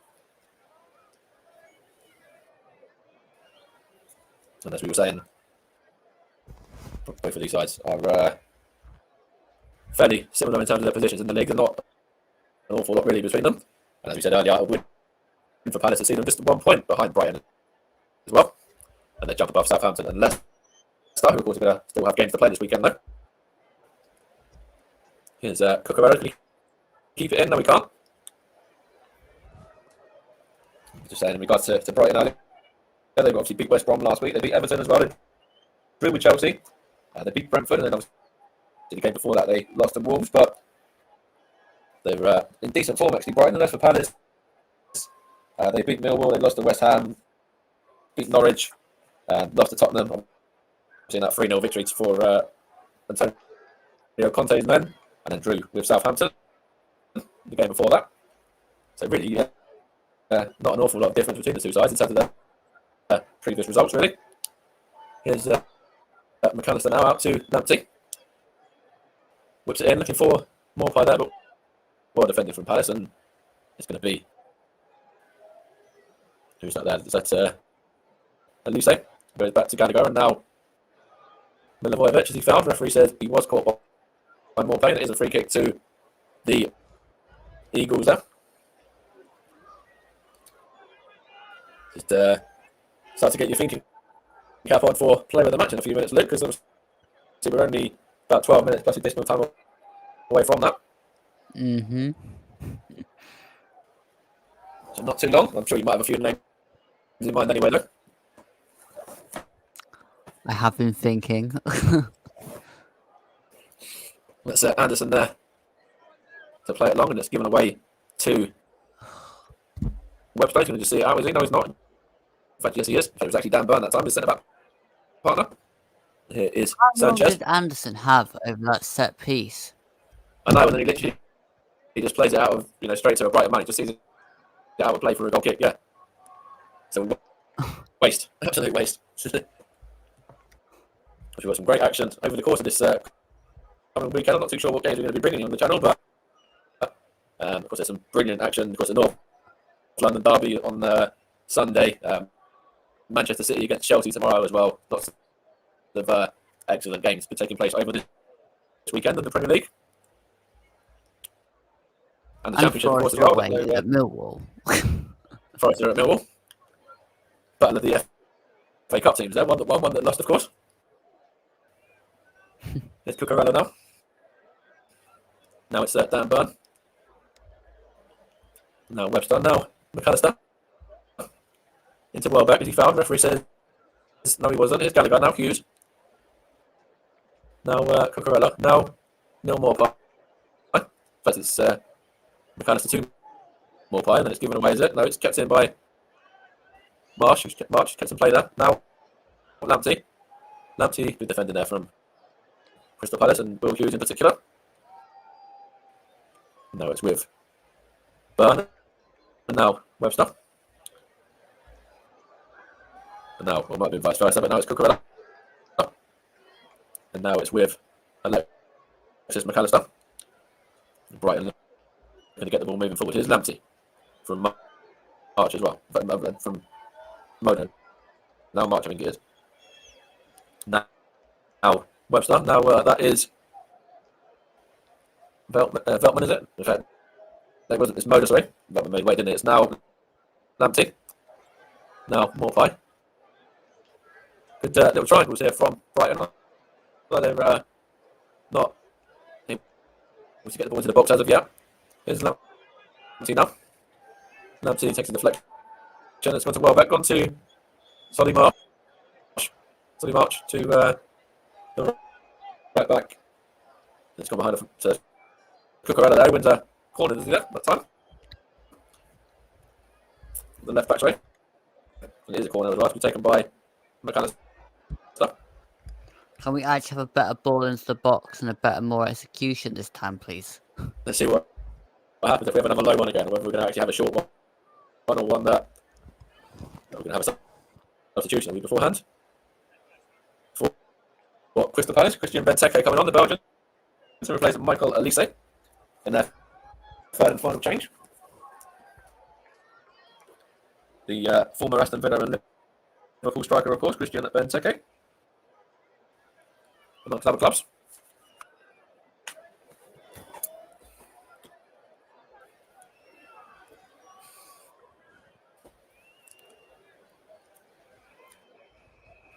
you would say it's quite strange to see a substitution being made from the corner, but when you've got somebody like Christian Benteke's high coming on, it's not really, is it?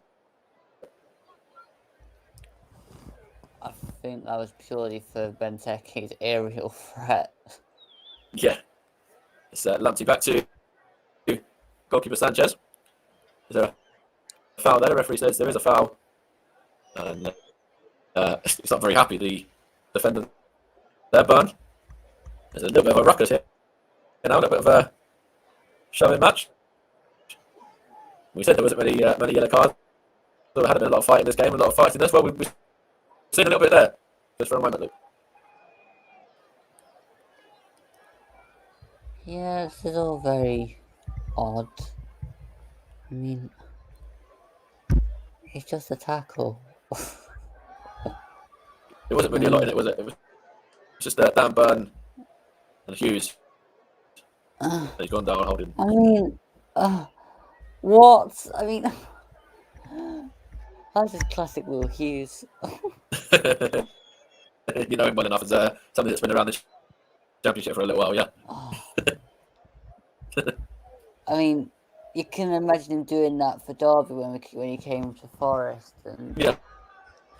just constantly just trying to get fouls. It's been downright irritating. I can imagine.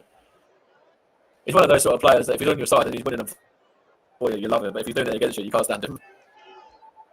Yeah, very much so. Yeah. Here's Gallagher now too. That was Jeffrey Schlupp there. There's a man down. That's Lamptey. There's going to be a throw in here. 83 on the clock. Still Brighton and Hove Albion 0. Crystal Palace 1. Crystal Palace looking to bounce back in the league, of course, after the defeat to West Ham, which we covered a few weeks ago. In fact, we covered Palace's last 3 games. In fact, on the channel, we covered the game last weekend in the FA Cup as well. Here's Sanchez now to that's Webster now, but on to Webster again. Of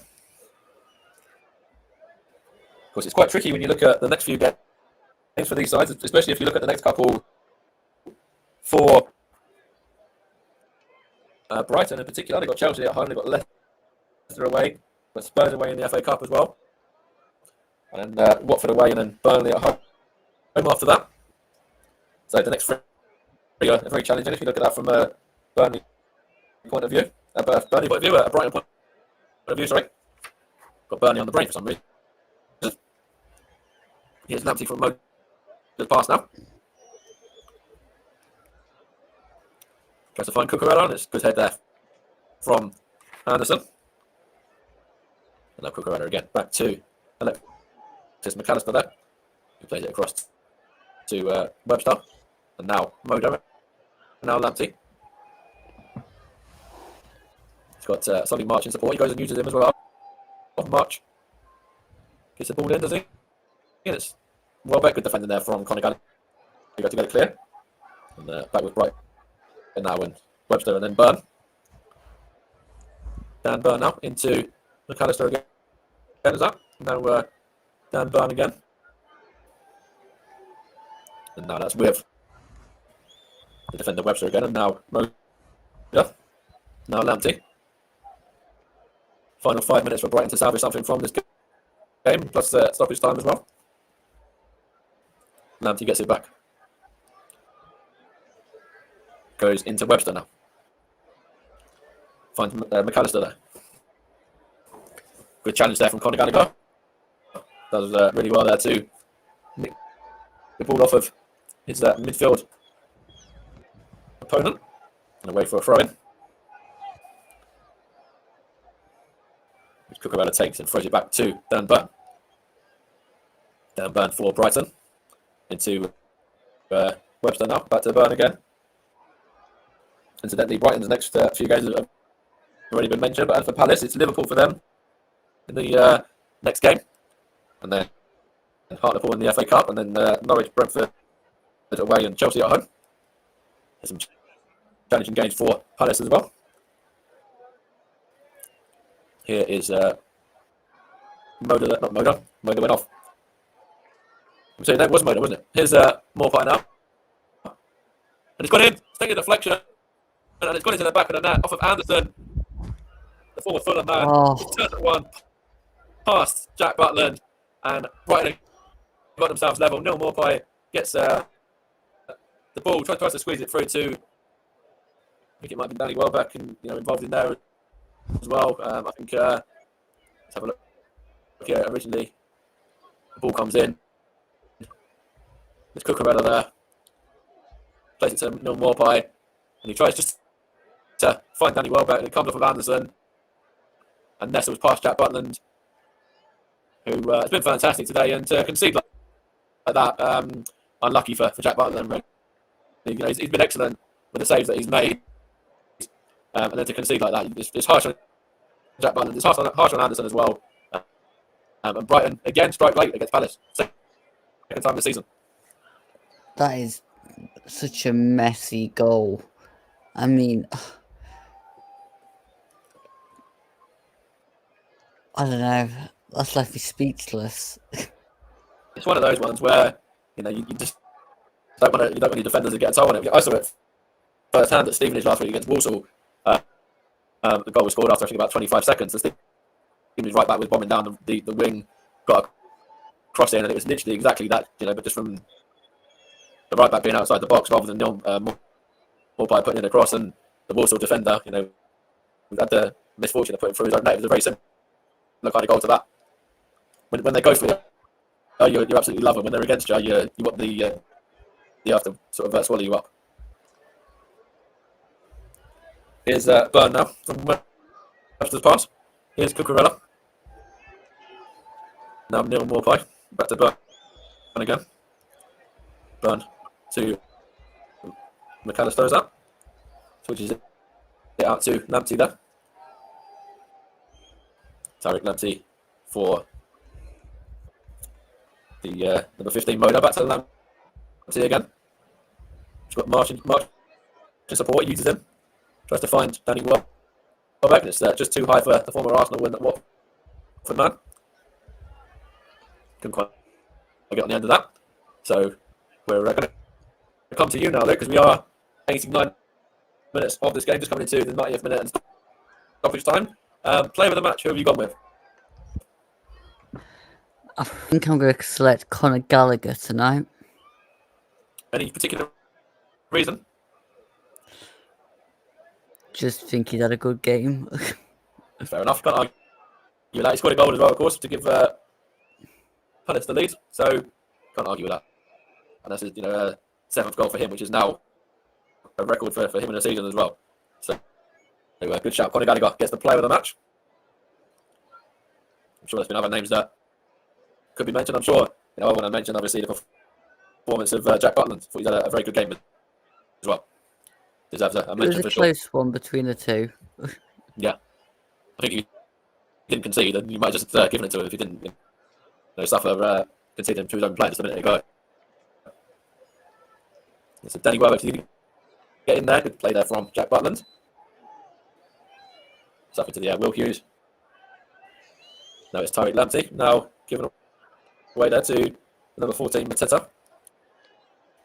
Now it's with Gallagher to Schlupp. I'm not too sure. But it's now Anderson who just it's a Mateta. Of course, Anderson had the misfortune of just putting through his own goal a few minutes ago to level this game up at 1-1. Ironically, the same score as it was at Selhurst Park earlier in the season.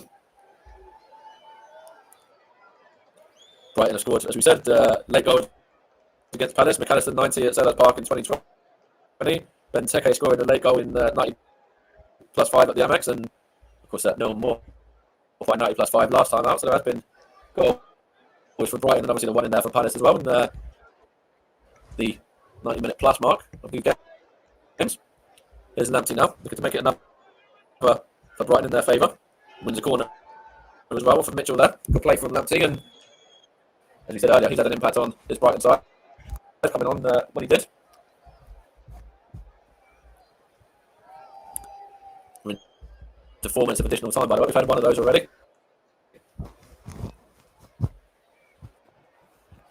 It's a chance here for McAllister to whip his corner in now. Alexis McAllister looking to find the head of Webster, defended by Benteke, but only as far as who was that there? Couldn't quite see. But it's gone behind for it's March actually, and it's gone behind for a goal kick anyway. Not troubling. Again, leaning backwards. The keeper there, yeah, leaning back has been seen quite a lot in this game, yeah. Brighton 1, Palace 1. Halfway through the fourth of the additional time.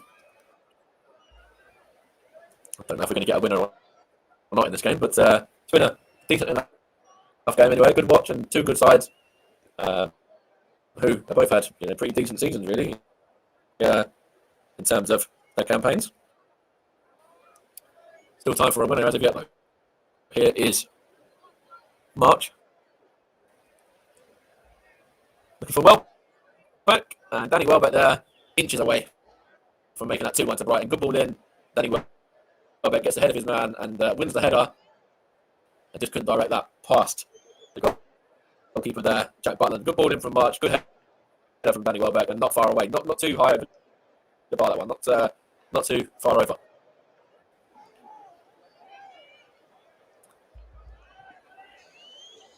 That's a good ball in, Luke, and a good shot for Brighton to nick it there, wasn't it? Yeah, I mean, I think it was just unlucky at the angle that Welbeck was at there, to be honest. Danny Welbeck's going to compete up against Anderson again and win the throw. Brighton looking to really take this to Crystal Palace in the last minute of the 4 additional now. Try and get themselves another winner. Or another goal to win it, sorry. Here's Lamptey. Got March in support. Here's Solly March again. To the area he goes. Goes down. Lamptey goes down. What's the referee going to do here? He's given the free kick in favour of Crystal Palace there. I think for a handball. I think Tariq Lamptey's gone down in the area under a challenge from a Palace man. And he's falling on the ball with his hand. And he's given the free kick there to Crystal Palace for the fact that Lamptey fell and handled the ball there, rather than actually the foul, which could have been given for Milivojevic originally.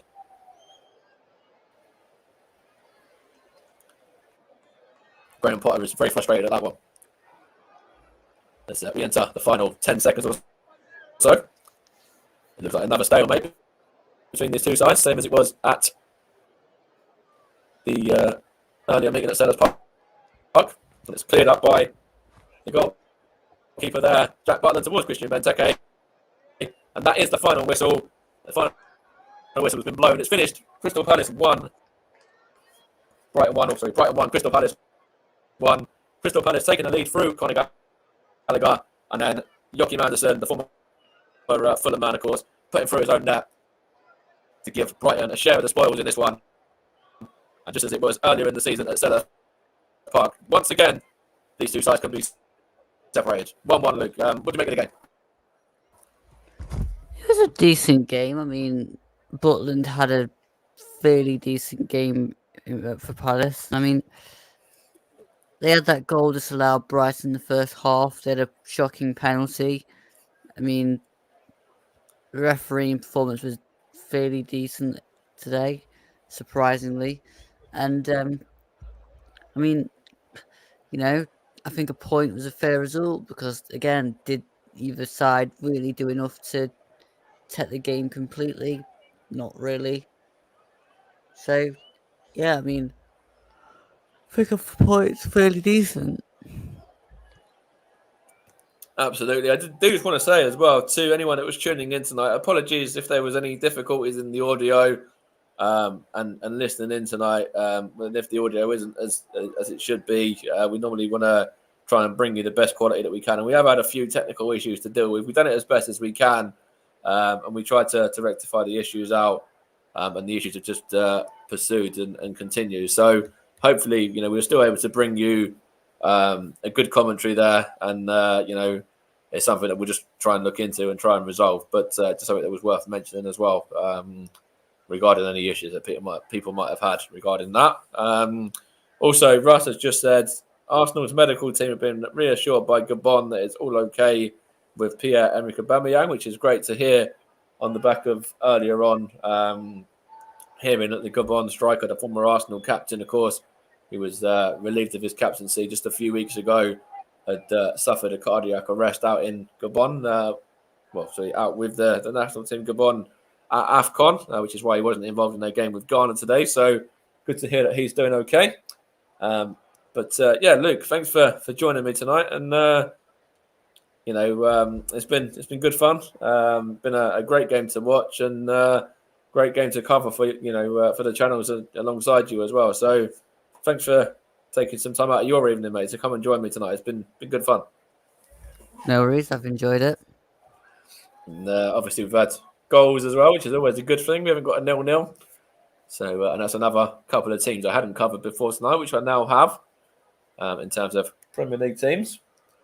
Hopefully, fingers crossed, I can resolve the audio and then be back for next Friday. I'm going to hopefully be covering Watford and Norwich as well.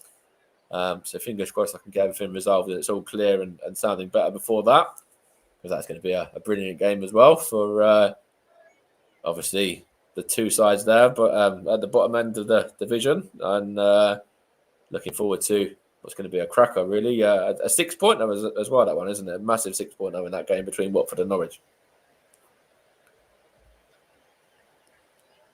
So we're going to wrap it up there, but thanks to everyone that's listened in. Thanks for all of your support, all your comments as well. You've been listening to the Commentary Hub, JB Sports, Commentary Hub 2, J-DAC Football, Storm FM, also my Twitter, Russ's Twitter, my Twitch, Russ's Twitch, and the Commentary Hub Twitch as well. Luke, as you say, Forest against Millwall. Best of luck for that one. Hopefully you can get yourself 3 points on the board this weekend. Here's hoping.